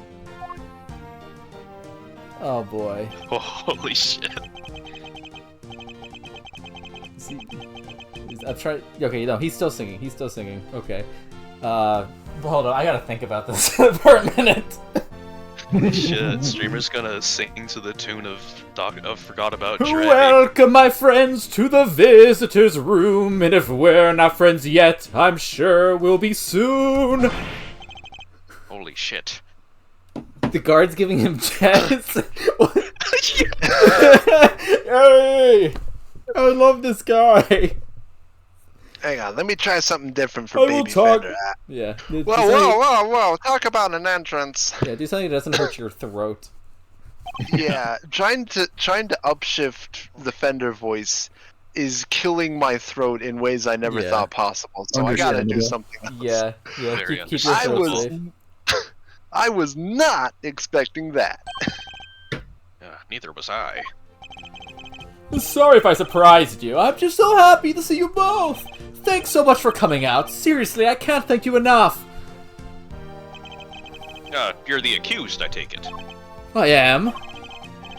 Gregory Edgeworth, attorney at law, at your service.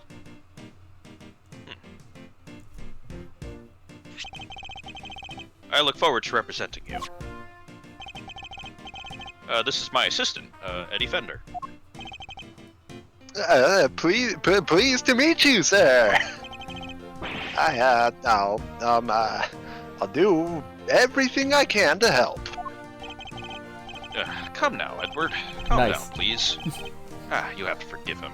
He's still, new to this. He's been helping me out part-time, but he's far from the fully-fledged lawyer material yet. Nonetheless, I'm hoping he'll be of some assistance in an ace attorney investigating the particulars of this case. Gregory and Eddie, it's an honor to meet you both. I may be too enthused, but I entered by singing, so I'm just kind of thrilled to be here. Honestly valid, sir. My job as a defense attorney is to save my clients from wrongful convictions. So the first thing to do is establish whether or not he is truly innocent. Perhaps we could begin by having you tell us a little bit about yourself. What am I thinking? I haven't even told you my name. I'm Samson Tangoro. I get the pun, but I'm pronouncing it wrong. Tangoroa. It's okay, sir. We all Tangaroa. have puns for some reason. It really is you! Samson Tangaroa, the world's greatest confectioner? You flatter me, my young friend, and call me Samson. All my pals do. Oh, what? Anime eyes. He's working on that, sir. Wow! Great anime eyes.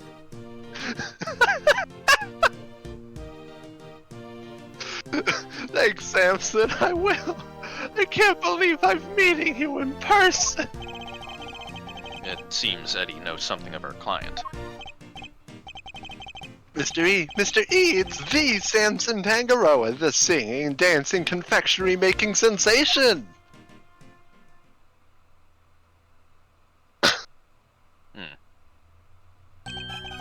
What shall we make today, kids? Did we? This is the greatest thing ever. Macarons, waffles with cream, chiffon cakes that are light as a dream. Laugh and sing, smile, it's true. All that sweetness waiting for you. Look there. Look over there! The oven's got something special to share. Ping! Now let's see what we've got for you! I'm trying to guess where the song is going. You were doing well. Both of you were doing great. You were doing really good. I almost started dancing along. No way! I got to sing with Samson Tangaroa. This is a dream come true. Glad Ed Gregory's last case before he being fucking murdered was the singing chef. That's Singing what chef the Ace Attorney Adventures. universe would have wanted. Everyone like, oh man, Gregory's in like the super serious Thanks, little case. pal. It means a lot to hear you say that. My apologies, but I think we need to discuss the matter at hand. Of course. I'm sure you're both very busy. Alright, where would you like me to start? Can I present my best? Yeah! Thank you for agreeing to represent me. The scales on my badge mean something, Mr. Tangaroa. They represent justice and fairness. We'll see to it that you get a fair trial. And if you're innocent, you will walk free.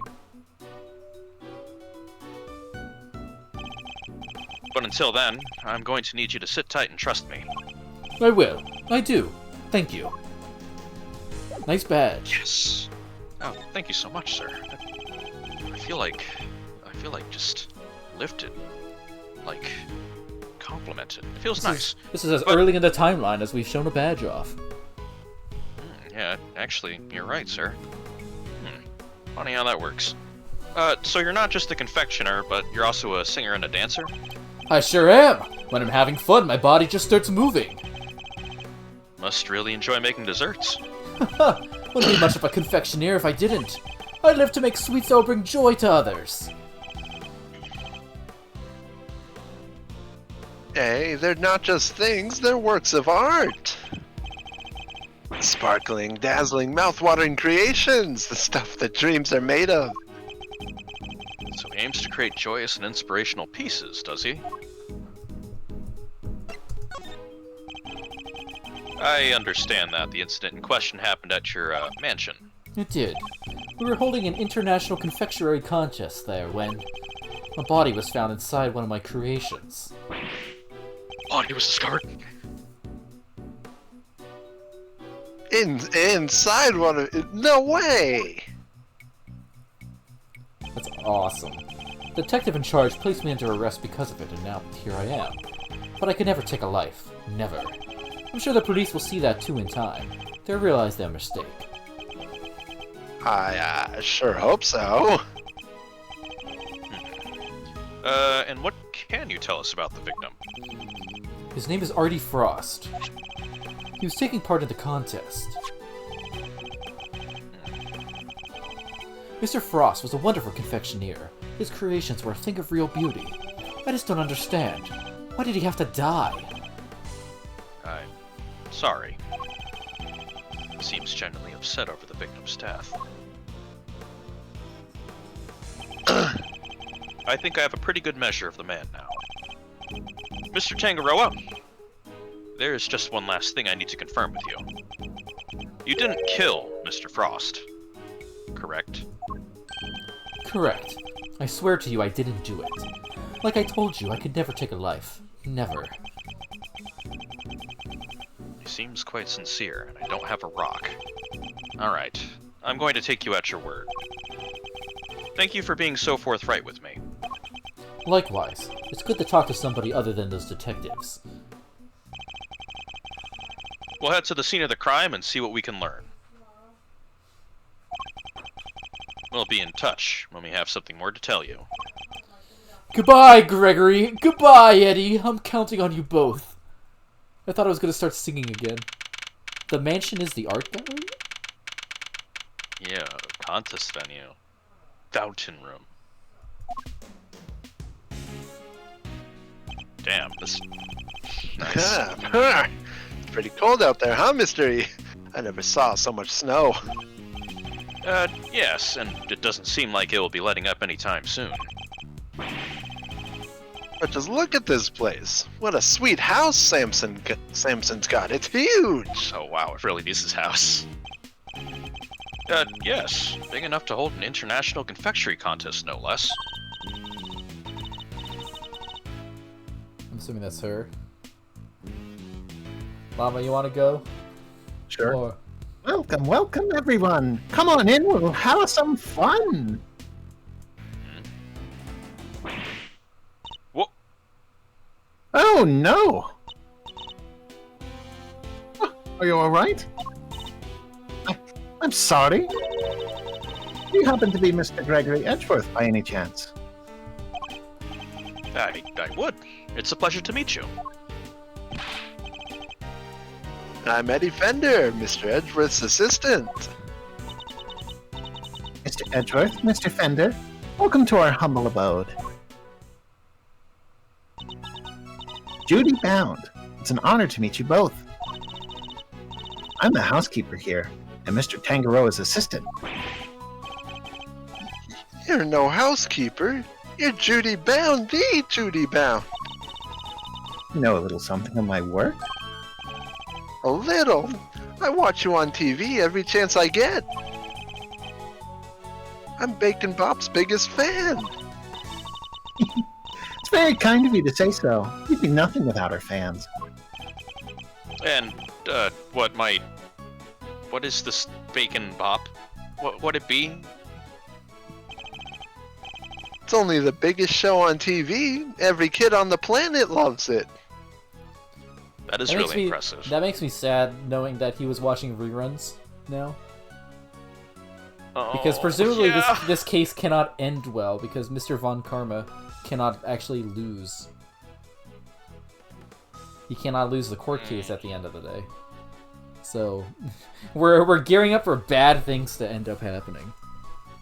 The Greek tragedy. The dynamic duo of Samson and Judy make delicious sweet stuff, all while singing and dancing.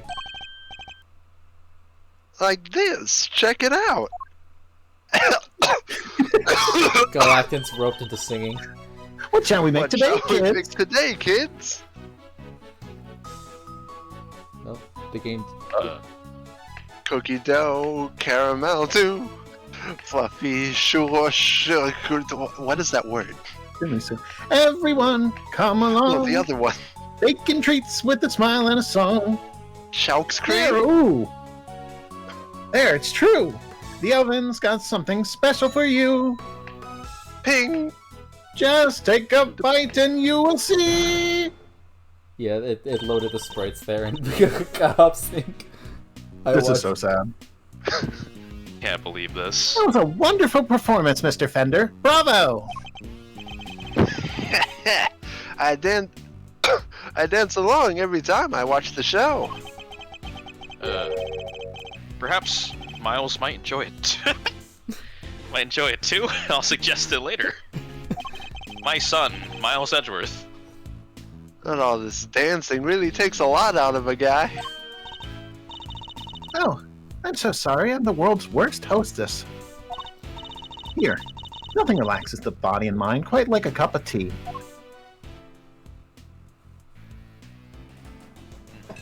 Do I get a tea sprite? Clink! Clink. Clink! Oh, hell yeah, tea spray.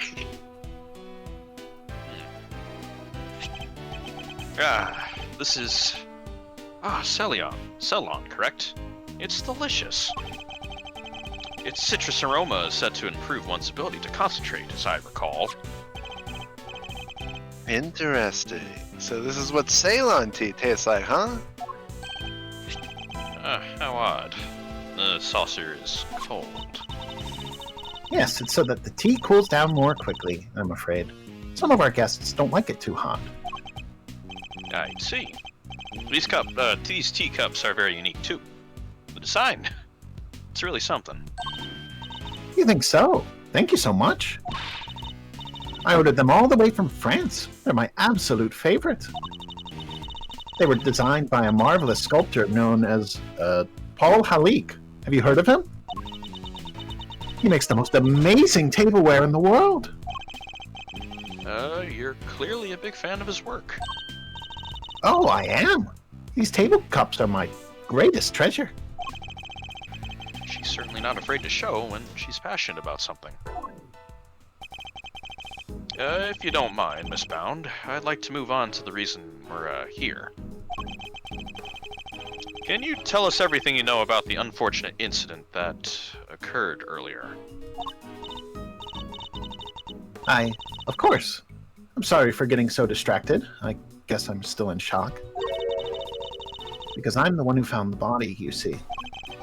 Did you discover the victim? Is it true that the body was recovered from inside one of Mr. Tangaroa's creations? It is. We were in the middle of the contest's final judgment phase when I heard the sound of something big collapsing coming from Samson's room.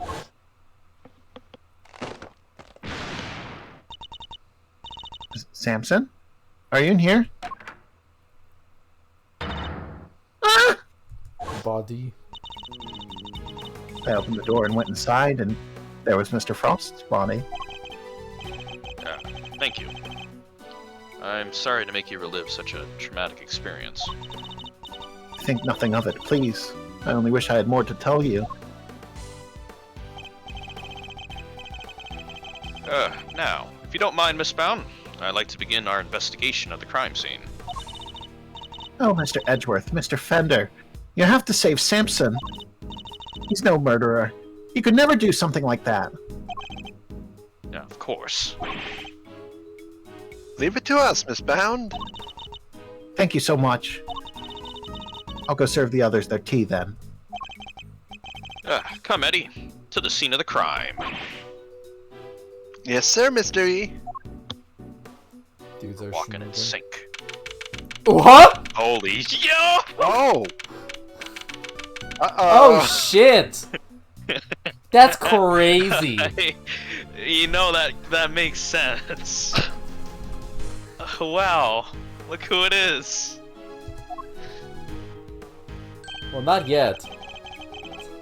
No way! Everything in this Right? room is made of chocolate! Even that detective guy over there. We should go talk to him. He's made out of chocolate, Fender. I can't believe I'm getting to see so many of Samson's creation this up close and personal. I might be more excited myself if the room wasn't a murder scene, Fender. Yeah, just hearing you say that sent a shiver down my spine. That might just be the temperature in here. It's rather cold. Yeah, now that you mention it, it is pretty chill. Oh, great goodness gracious. What the fuck is going on? Holy shit. Oh, hello, sir. I sneezed. Defense on the scene already. That was fast.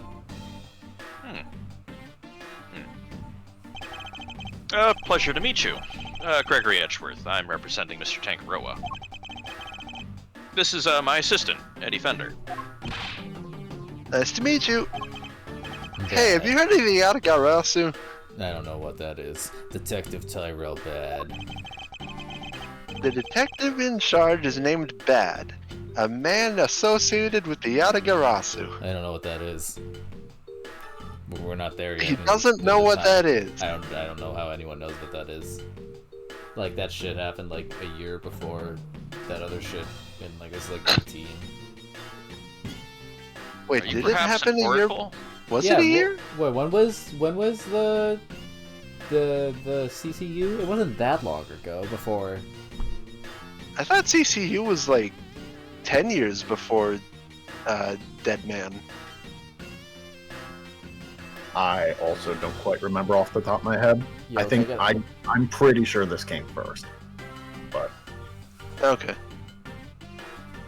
I just know his Alright, name's Dead Man. alright, let me just strike that from my notebook. Nobody knows what the Yeah. Yatagarasu is. Okay. I'll look it What up is this this evening. Yatagarasu, Fender? I don't know, I heard about it. He's a cool thief guy from like anime or something, I don't know. Detective Bad is a man of few words.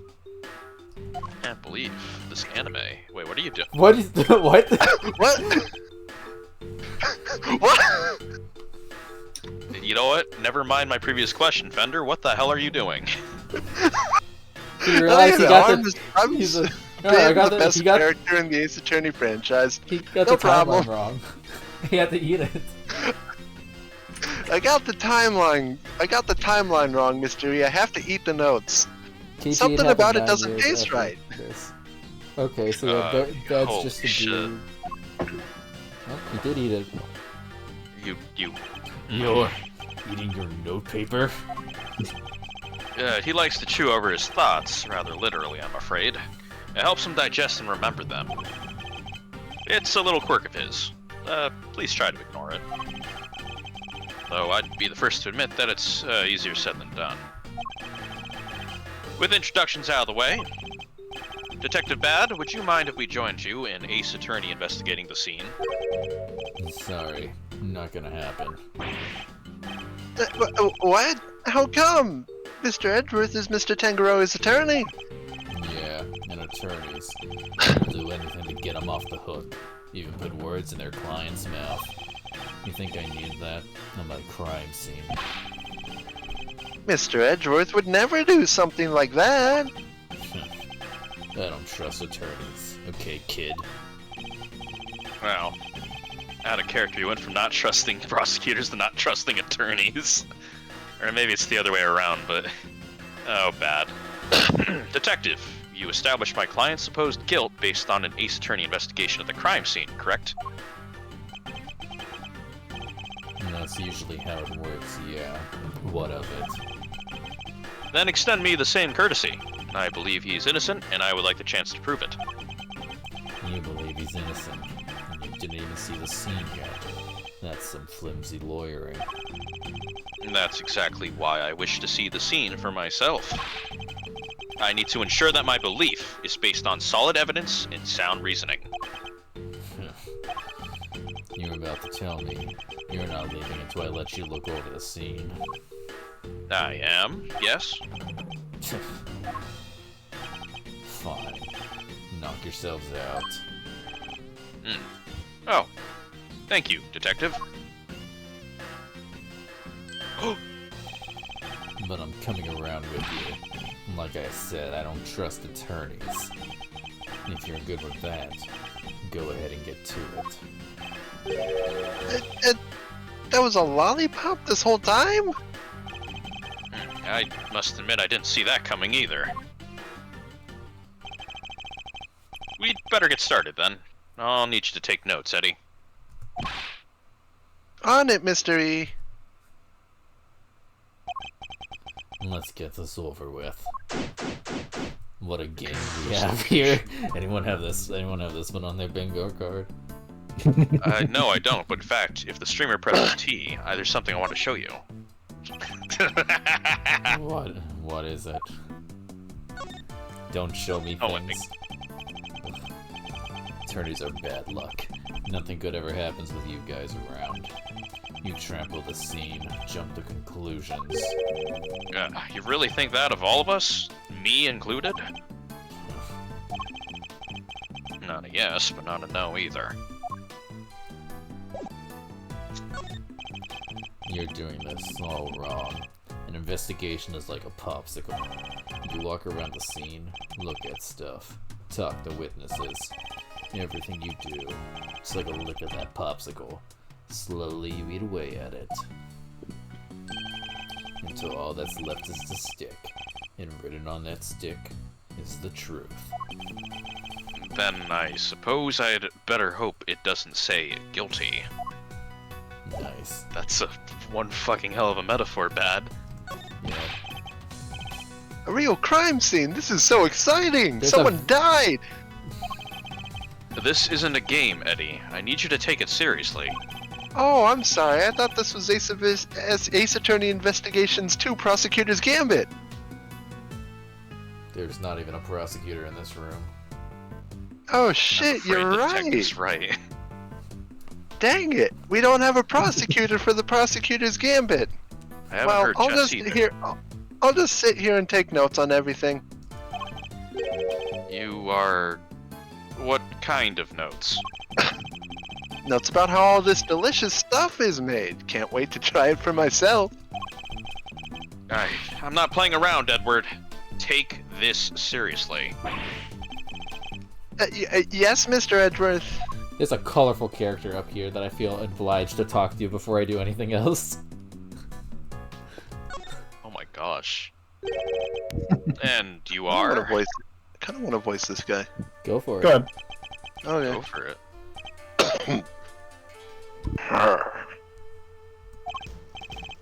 Sorry.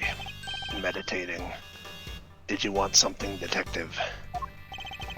Oh, I'm an attorney, not a detective. Gregory Etchworth. Oh, A shit. pleasure to meet you. Lamau. And I'm his assistant, Eddie Fender. I see. Name's Carmelo Gusto. I'm a confectioner, here for the contest. I did. This kind of fucks, this song. You are? What's your specialty, Mr. Gusto? Oh my god. Whoa. Oh, shit! The art of air and sugar. No way! Look at that, it's a little baby seahorse! It's a dragon. A noble, soaring creature of the skies. Oh, that's a dragon! It does look like more aquatic than airborne. No need to sugarcoat it. My design sense is weak. I know that better than anybody. That's why I'm heading to Zhengfa when this is all over. I need to train hard. Perhaps we should get off the subject of his design sense for now, then. Maybe I should present my badge. I'm just kidding. So, what are you doing in here, Mr. Gusto? I didn't think they were allowing civilians on the scene yet. Detective wanted to know more about one of the pieces in here. Makes sense. Seeing as he's a contestant. Perhaps I should ask him a few questions and show my badge of my own. Yes! Interesting design. Yes, I could do something with this. Can I borrow it? I'm afraid not. It's, rather important. I can't bear the thought of it coming to any harm in Mr. Gusto's hands. Can't actually tell if that was the generic one or not. Those are some interesting implements to use, Mr. Gusto.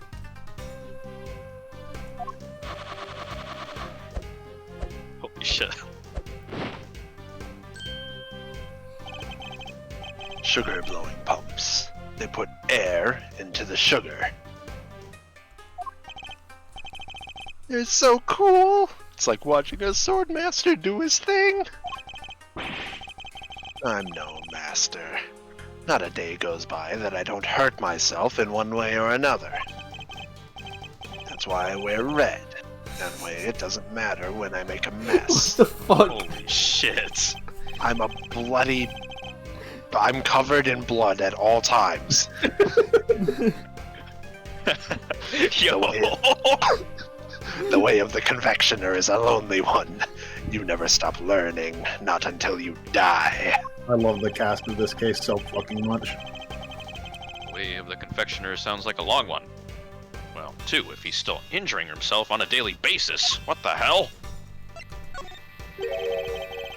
What can you tell us about the contest? Based on what we've seen so far, flavor doesn't seem to be the only criteria at play. The contest was Tangaroa's idea. It's about art. Confectionery as art. Confectionery as art. Art you can eat. Every part of it. Like Willy Wonka?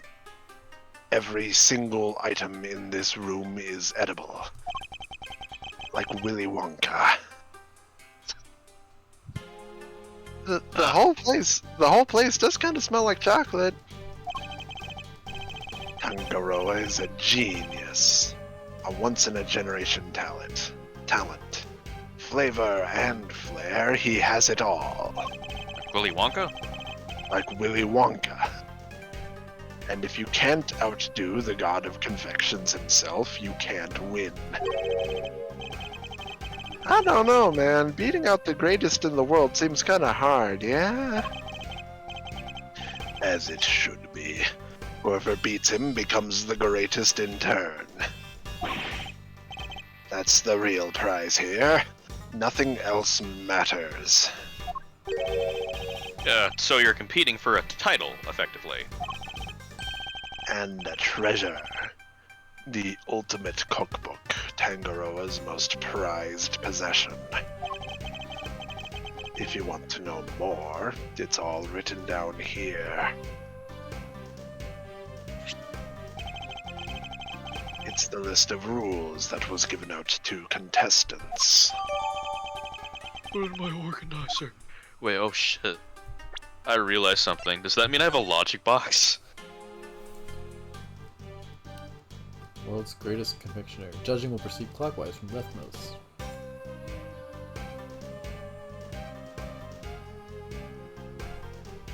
Okay. Sorry, I don't know much about what happened. Only heard about it after the judging was over. How was the judging organized? Bless you. It started at 3 p.m. Tangaroa began making the rounds right around then. True. Oh. Oh. He left his own room, then Stone. worked his way around the venue clockwise. Glad it's someone Scone. named Stone. There is someone named Scone. My creations were the first to be judged.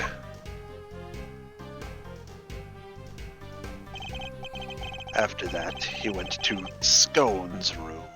She's another one of the contestants. What can you tell us about her? Ruthless. Brutal. There's nothing she wouldn't do to win. She was working with Cream, some kind of dreamscape. Creamscape. Then, last of all, Frost's room. His thing was flavored ice. Sculptures this time, or so I heard. Bound found the body while Tangaroa was still making the rounds. She panicked, ran to call the cops. Tangaroa went right on judging. Claims he didn't know a thing about it until afterward. Went ahead and looked over the victim's work. Even though the guy was nowhere to be seen. Pretty suspicious behavior in anyone's book. I don't have enough information to challenge him on that yet. Oh, wow. This is the way of Edgeworth thinking. By the way, Detective Bad. What were you and Mr. Gusto talking about earlier? I was gonna ask about the piece on the wall here. The one in the frame. Seemed like something was off.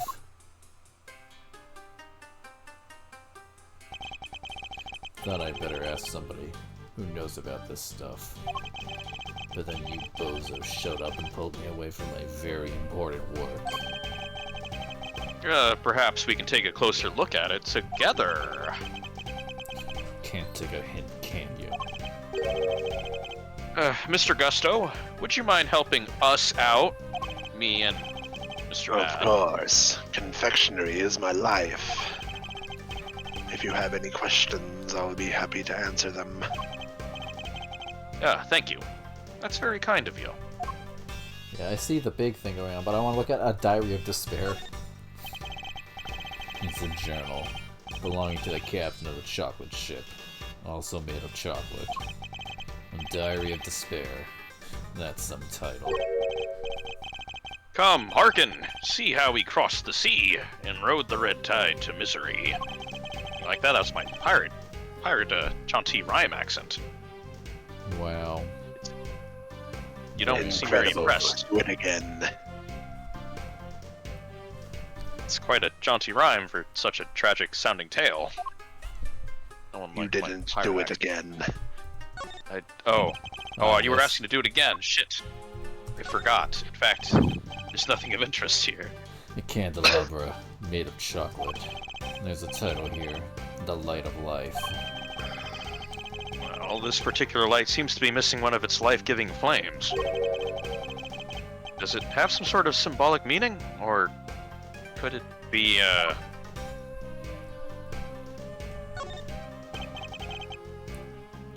Yeah, looks like a fire alarm. Yeah. Before you start prodding it, it's not made of chocolate. Push it and bells will start ringing. People come running from the security room. A whole bunch of hassle. So don't. I know you want to, but don't. Honestly, the thought hadn't even crossed my mind. Typical attorney. What does being an attorney have to do with anything? I see the pamphlets. This must be the title of this piece.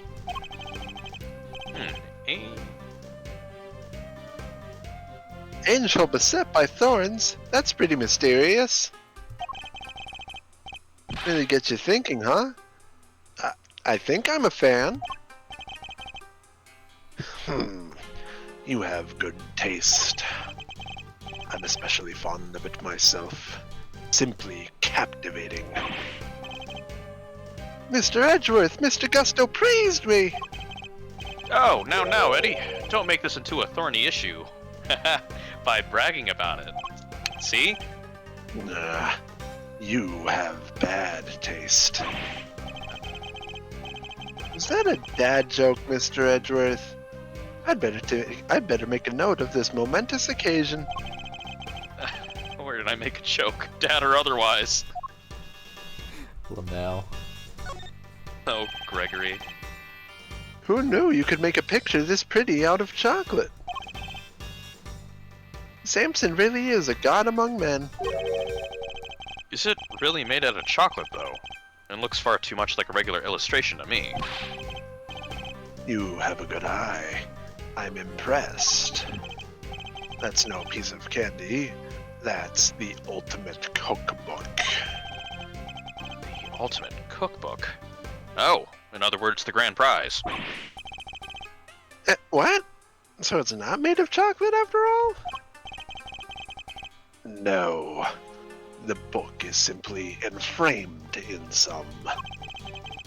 Tangaroa showed it to all of us when he gathered us here to explain the rules. The participants knew that the grand prize was in the room the whole time. Anyway, you see it too, right? The frame.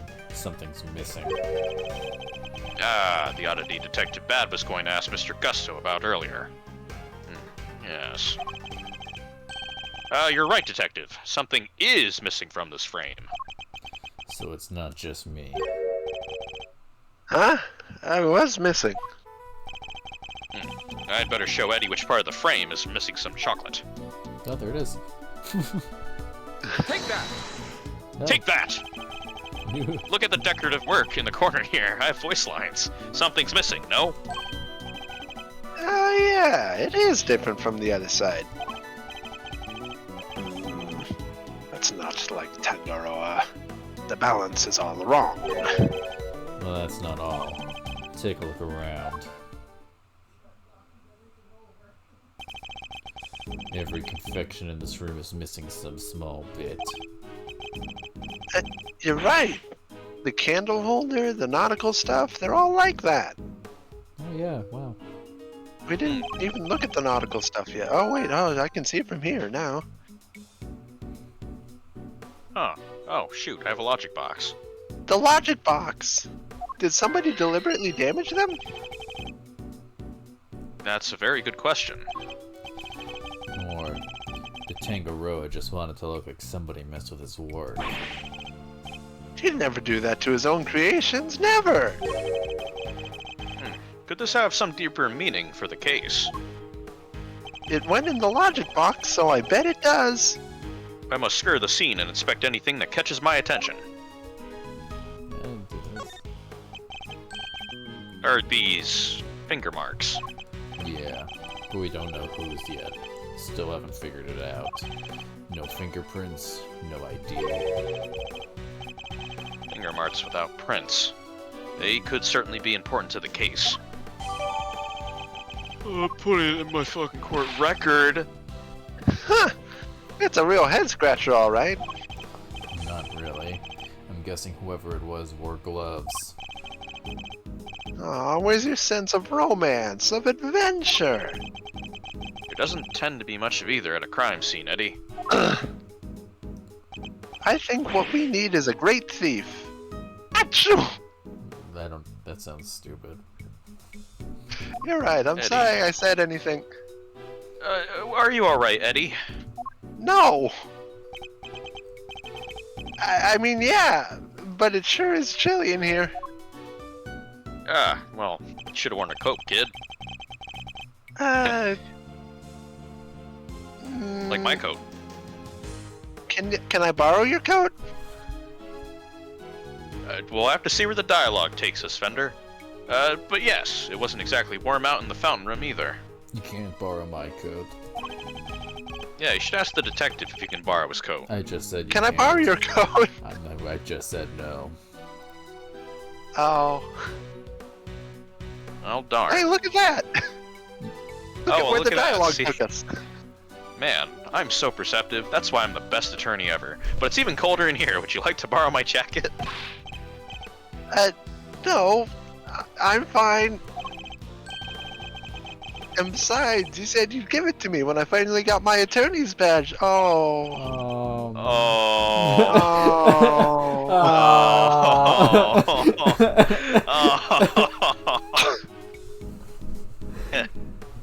Hey. That I did. that also made me sad. Why do they have the heat down so low? Chocolate needs to be kept at the right temperature. Take a look behind that panel on the wall. What panel?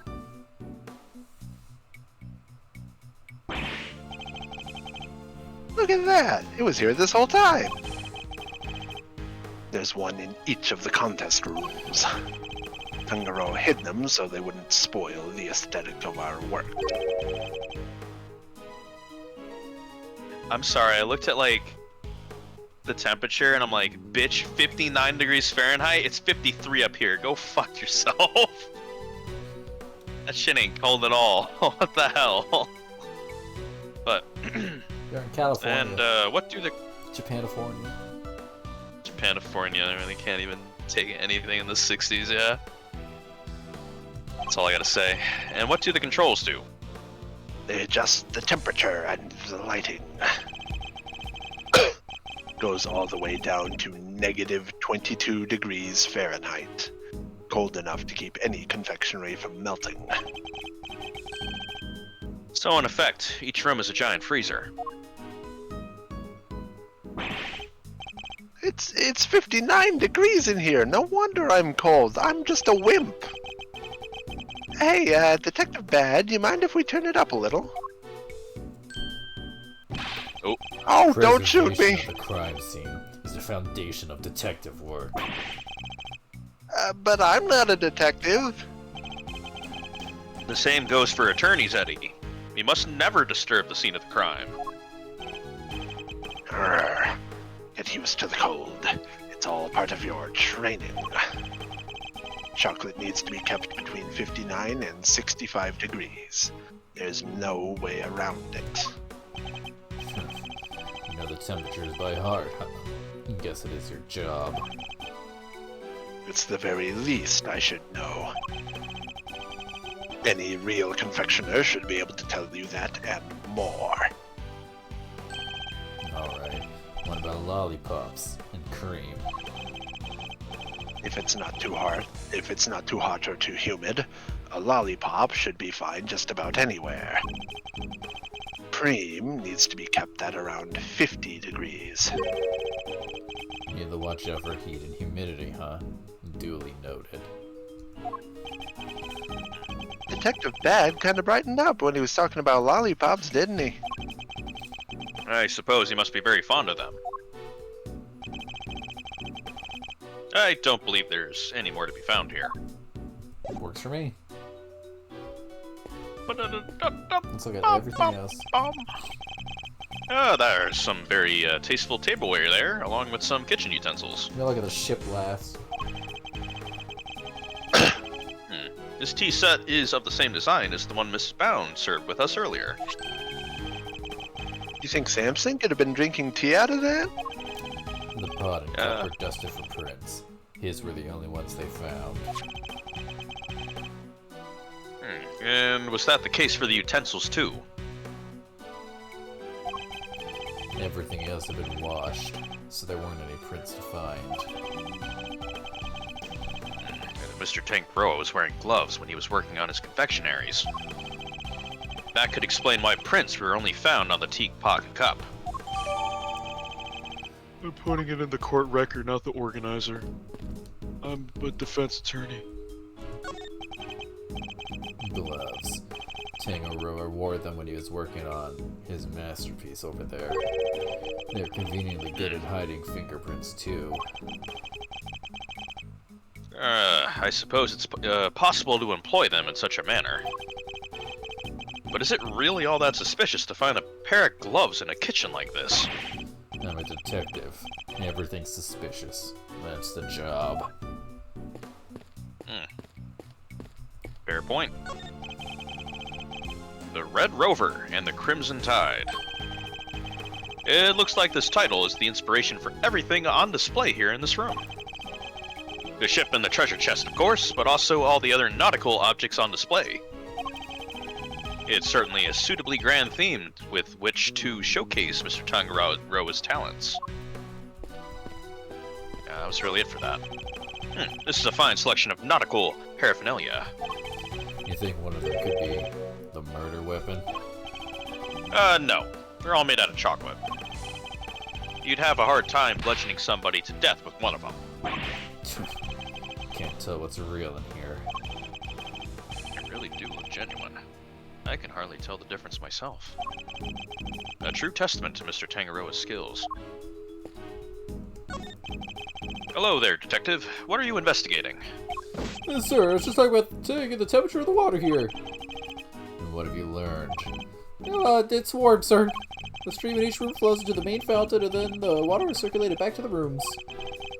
Unusual, to say the least. I've never seen a house quite like this one. Rich folks. They're all crazy. How's it looking over here, officer? Nothing of interest in that cupboard, or... Yes, sir! So, there is... No, there isn't. Just a blowtorch used for cooking and some tableware, sir. You heard the man, Mr. Attorney. Nothing to add, am I right? No. So, you do have something to add? No. Can't get a straight answer out of anybody. Perhaps you should ask a straight question.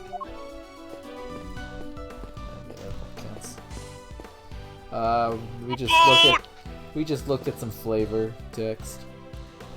The boat! So this is where the body was discovered. Yeah. They took it away already, but everything else is just how we found it. Whoa. It's really rather impressive making an entire ship out of chocolate. That's Samson Tangaroa for you. Don't you just want to take a big bite out of it? Which part to bite first, though? That's the real head scratcher, you know? Avoid any part of a kid, and you'll be off this crime scene so fast your head will spin.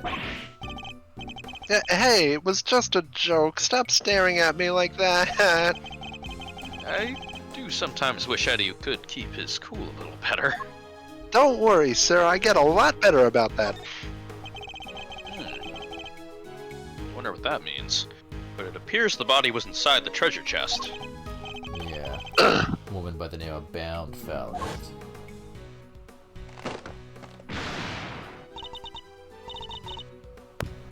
Samson, you in here?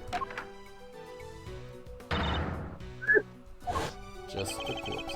Seems like she heard something breaking and came in to see what it was. Putting it in my logic box. If only we had just a little more information. Wait. There's something else in here. Ah, wait. It looks like a seal of some kind, with somebody's initials and intricate shape carved into it. Is it for making those fancy wax things on documents? Do you think it belonged to the victim? No idea, but it's gotta get logged anyway, so I'll take that. Oh, also Curious Ray's wondering if they missed anything. Yeah, it's just the flavor text. We looked at chocolate. Everything's made of chocolate. Everything's chocolate. Everything has flavor. Oh, okay, I wasn't sure. I was too busy being amazed about this giant fucking chocolate treasure chip. This is the original logic box. You'll find no other. Oh. Oh. I really thought I had something. I thought it was a big something too. Okay, no, I believe that one. Ah. Yeah, no, I truthfully Let's- believe that one. That wasn't just me putting them together for fun. Oh. Let's go back to the beginning. I thought like a big piece was taken. Apparently, I saw something on the ship. I must secure the scene and inspect anything that catches my attention. I know how to handle this phrase now. Oh, this. One of the stands for the ship is broken. Oh wow, okay. That's. Here we go. We're going back. The ship must have collapsed onto the treasure chest and smashed it open. Wait. Do you think... Could that be how the victim died? Was he crushed by the ship? If he was, this was an accidental death and not a murder. You too serious? Don't worry, detective. For the moment, we're simply discussing a possibility. I was being serious. Detective, can you tell us a little more about the state of the victim's body? Let me see. Got a picture here someplace. You can see for yourselves. Death was from blunt force trauma. And what about the weapon? Has it been found yet? You can ask the prosecutor in charge about that. The detective's not one for sharing much, I see. Also, would you mind if we borrowed this? No skin off my nose. It's not like it's official. Bound took it with an instant camera when she found the body. An instant camera? Like it's disposable or something? No, Eddie. It means that it develops the pictures right there and then when you take them. Yeah. No way. It sounds pretty convenient. Now then, I better get my facts straight and take down some notes of my own. And then eat them, right, sir?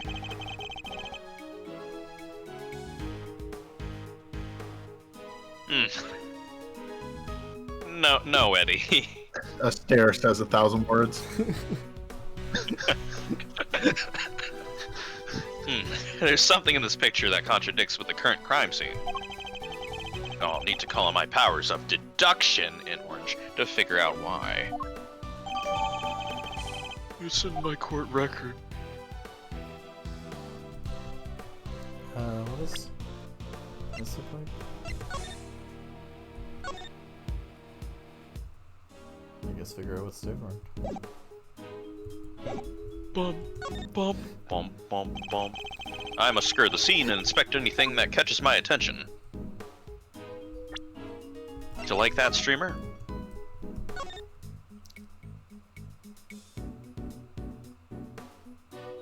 Bum, bum, bum. Bum, bum, bum. I mean, the main thing that stands out to me is that the blood is missing. Like, oh, it seems so it's chipped out, but.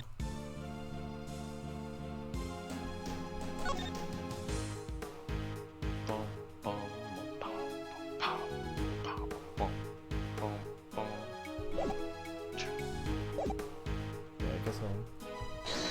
That's a big thing that sticks out. But I don't know if that's just normal, like, oh, we chipped the thing to get the blood out, but... Could this be related to the evidence somehow? It is different. Eureka! You said that the only thing that has been removed from the scene is the body. Yeah. That and the piece of cloth it was wrapped in.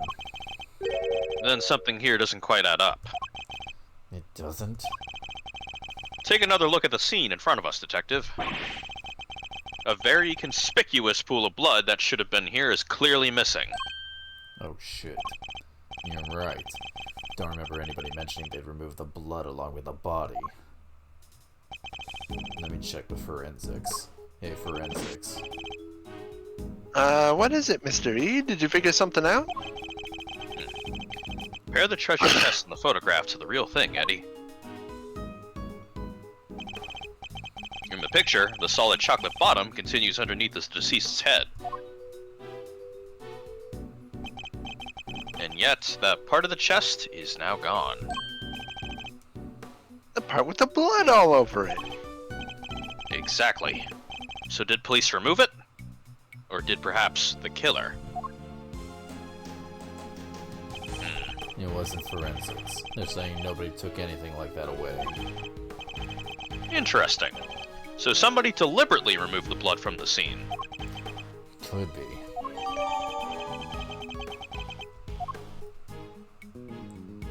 Well, let's open the logic box for real. Open my logic box.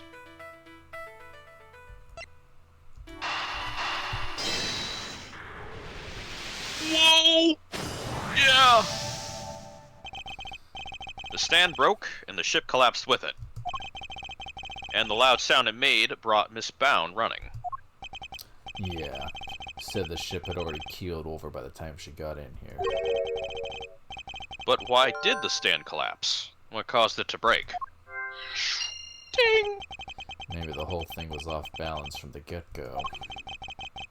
Could that really have been the case?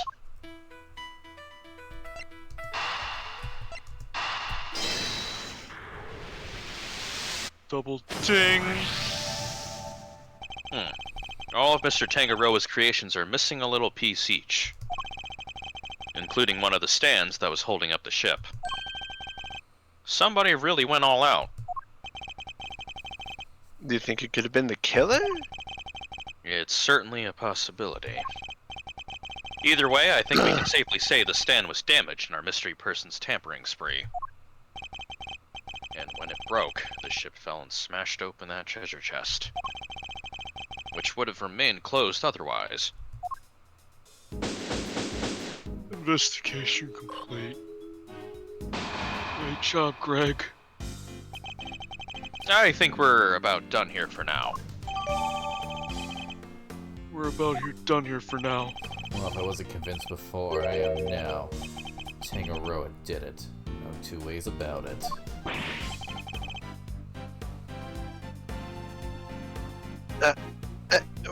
What do you mean? All the rooms in this place, locked from the inside. The only way to unlock them from the outside is with this key. I see. And who had access to that key? Who do you think? Tangaroa. And it's the only one. There aren't any copies. That's the court record. With the mansion key, Tangaroa could slip to anybody else's room anytime he liked. And he could even lock his own room from the outside if he wanted. But Mr. Tangaroa's room wasn't locked, was it? Nope. Which is exactly what makes him a suspect. Would you care to explain your thinking? No, worth arguing now. The door had been locked when the body was found. Tangaroa would have been the obvious suspect, which is why he deliberately didn't lock his room, and why he smashed in the lid of the treasure chest, so the body was on full display. Everyone was supposed to gather in his room when the judging finished up, so he made it look like the murder happened while he wasn't there. The one thing he didn't plan on was Bound finding the body. Anyway, that's my thinking on this whole thing. Good enough for you, Mr. Attorney? Do you also believe it was Mr. Tangaroa who damaged the other pieces in this room? Yep. I know you have to believe your client. That's your job. But I'm a detective, and I serve the law. No matter how squeaky clean somebody might seem, a suspect is still a suspect. I fully understand your reasoning, Detective. Now, would you mind if I applied a little critical thinking of my own? Do your worst. Just as the detective won't compromise his devotion to the law, I won't compromise my beliefs either. And I'm not about to just accept his version of events. In fact, I'm going to show him the piece of evidence that highlights the contradiction in his claims. Rebut. So, How does this guy say hold it, do you think? I'm not sure. Let's find out. Hold it! Hold it! That's hardly solid grounds on which to base your suspicion of Mr. Tangaroa, Detective. And that's hardly solid grounds to start shouting objections left and right on, Mr. Attorney. Maybe quit interrupting and let me finish. He didn't lock his door. Hold it! Hold it! And why would he deliberately not lock his door? Because if he locked it, he might as well have held up a sign saying he did it since he had the only key. But, maybe it was just a coincidence. Maybe he left it unlocked without meaning to. He just happened to leave it unlocked, and somebody just happened to find a body inside. Come on, kid. You'll never make detective thinking like that. But I don't want to be a detective. I want to be an attorney. I'd be grateful if you stopped trying to steal my apprentice, Bad. Look, there's a reason why Tangaroa left his door unlocked. Why he, did all that. Hold it! Hold it! You're saying Mr. Tangaroa himself deliberately smashed the treasure chest open? Yep. If he hadn't, the body would have never been found. And I struggle to see how he managed to destroy his own creation while judging the contest at the same time. Exactly. Besides, there's no way he would have disrespected his own sweets. He eats every last crumb on Bacon Bop while dancing. That's the only way his stuff gets destroyed. This isn't about what happens on TV, kid.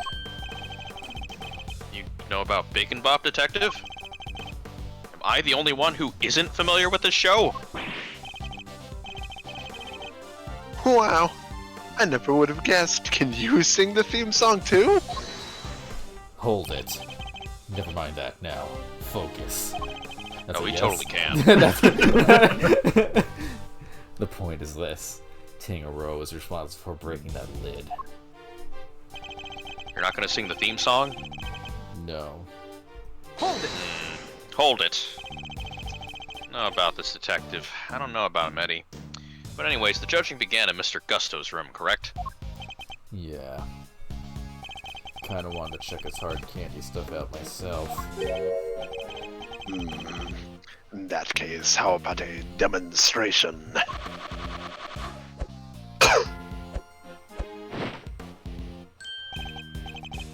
Well, it's you, detective. Are you calling him a dirty dog? It's a wolf. You know, you're a little early on that one, but that's okay. A lone wolf. I like it. I'm starting to enjoy these little displays. Anyhow. You made it look like why I wasn't there. It's crazy. Hold it! Hold it. That's a little crazy there, Detective. Do you have a clear idea of when exactly the murder took place? Not yet. Autopsy report still pending. And yet you still went ahead and arrested Mr. Tangaroa. We may not know when the murder happened, but we know when the body was discovered. It was while Tangaroa was judging Gusto's room. The perfect alibi if he could set it up just right. But still, not grounds for an arrest. Surely you have to agree with that. Do I? Especially when I've got nothing more to say to you. Why do I get the feeling he's hiding something? Detective Bat seems pretty convinced that Mr. Tangaroa is the culprit. But there's no way he would have vandalized his own creations. No way! Still, the treasure chest did get smashed in. There's no denying that.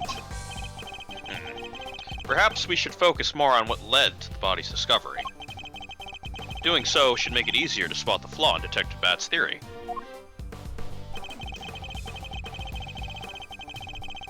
Sorry, I thought. Okay, what am I holding on to? Not a lot. Generally clockwise from the leftmost room.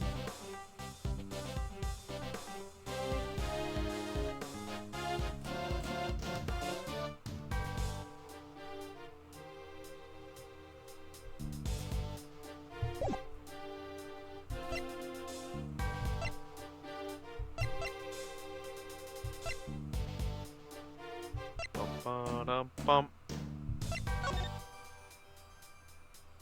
Bum-bum-ba-dum. This theme really grows on you.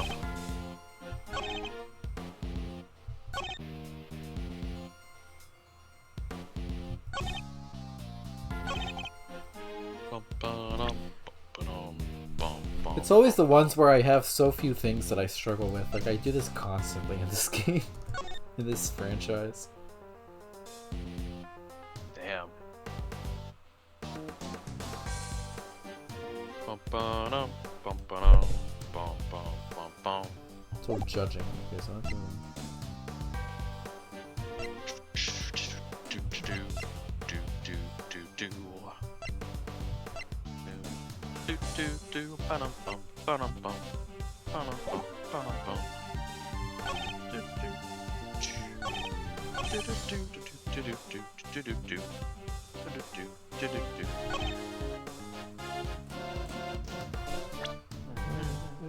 Perhaps we should focus more on what led to the body's discovery.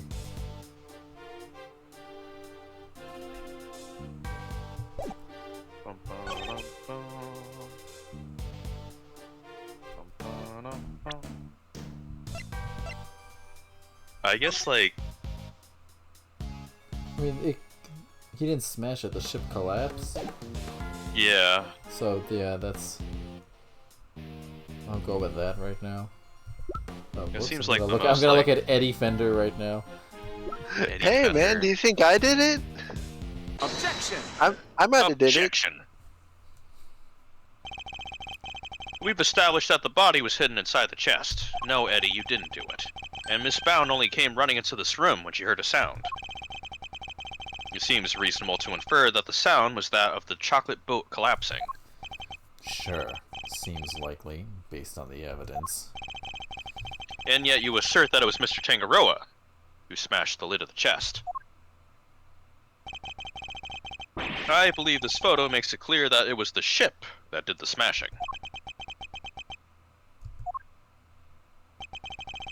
And if that had occurred only moments before Miss Bound had entered the room, then it couldn't have been broken by Mr. Tangaroa, who was out judging the contest at that time.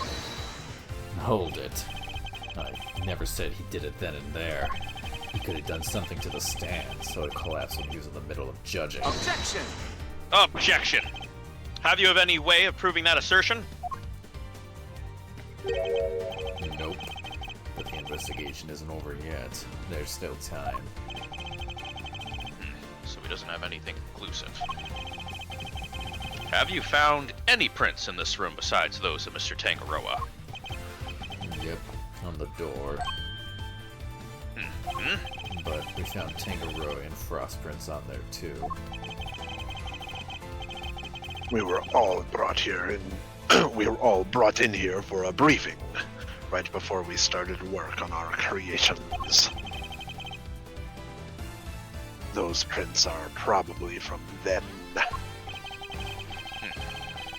I take it you haven't checked any of Mr. Tangaroa's works for prints yet. Why would? Well, we know that somebody tampered with them. Therefore, it's possible that they left some prints behind when they did so. Fine. But if we don't find anything, your guy's still on the top of my list. Got it. You. Check all this chocolate stuff for prints now. Yes, sir, right away. Prince. Detective Bad! We finished dusting the chocolate in. We found prints that don't belong to Mr. Tangaroa! No, what the fuck? Go on. Whose? Delicious scone, sir. She's one of the contestants. Good work. You can go back to whatever you were investigating before. Yes, sir! So it seems we have a suspect besides Mr. Tangaroa. Even after your lawyerly input, I wasn't about to wrap up the investigation anyway. I'll go speak to Miss Scone, see what she has to say for herself. Delicious Stone. Mr. Gusto mentioned her too. He said that she was ruthless, that she'd do anything to win.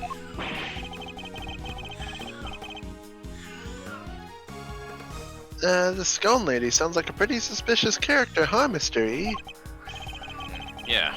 Yes. I think we'd better try to speak with her ourselves as well.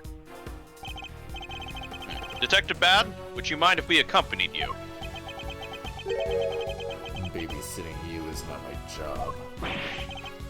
Aw, come on. But I guess you did pick up a couple useful clues already. So if you want to tag along, be my guest. Like their cat in the background? Yeah, Well, why thank you, Detective. she's always around. Oh, but Detective Bad, sir! I don't think that's such a good idea. The lead prosecutor is still busy in there. It'll be fine. Me and him don't exactly see eye to eye anyhow. No. Who is this him? Who did they assign the case to? Manfred von Karma. What? They gave it to Von Karma. He hasn't lost a case in 25 years. Manfred von Karma. A living legend over at the prosecutor's office. We'd never faced one another in the courtroom, but I've heard plenty of stories.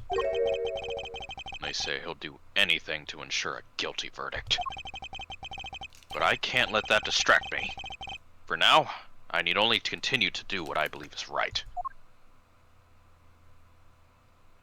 Dun dun dun. Dun dun dun. Dun dun dun. Llama's coming. Well, that seems like a good stopping point, if anything. Yeah, that was a good appetizer. Yeah. Ha ha ha. Good Damn. appetizer. Am I We're already right? Oh. I was gonna say we're already in the flashback case. Actually, no, we are already in the flashback case. Holy shit. It's the flashback case in the first game is the fourth case. This is the third case. Jesus Christ. I exclusively show up to detective flashback cases. That's my thing. Oh. You're the Detective Gumshoe of the flashback cases. Yeah. My one joke is that I'm never funny.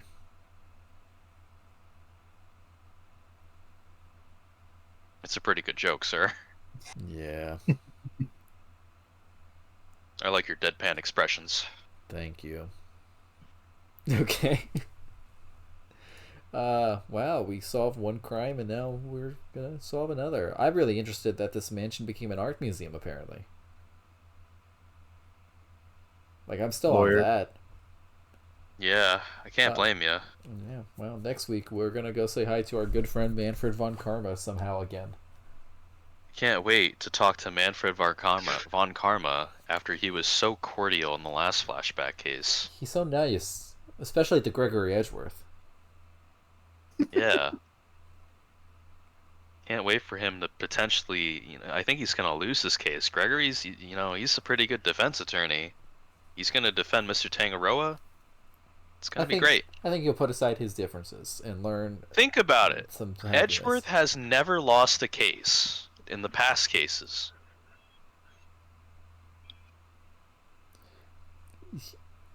He hasn't really finished a case either. No. Those two he won on his own merit, right? Right. Like it was all Yeah. him, guys. Yeah. He's never lost a case, and this will happen to Edgeworth. He's not going to lose this case. What do you think Manfred von Karma felt after 3-4? Like, do you think he's, like, blamed Edgeworth for the fucking witness killing himself? He's like, oh, that would have been an easy victory. He should have seen the poison play coming, dipshit. How'd you not know that the victim had a fucking suicide pact? I think if he would be like critiquing anything, it would be why did that case last so long? Probably, like, actually, yeah. It's like, how did he even get to the suicide part of it? Like, you should have finished this in 3 minutes, like you said, You should idiot. have. You should have. That should have ended when you called her a bimbo. That was Every a time I hear that was that- a Manfred von Karma trick. Oh, it was. I always like get reminded of like there's like this one comic where Phoenix is like, "Hey, what do you think about Edgeworth?" And then just Mia Fey just gets these fucking flashbacks. Like, yeah, it's a piece of shit. Lamel. Anyway, we'll see you next time for more Gregory Edgeworth. It's me, Gregory Wow. Edgeworth. I am not Crazy. being British because I don't think it fit with this character. Well, his voice line didn't seem British, so it worked out. Anyway, see ya. Smell you later.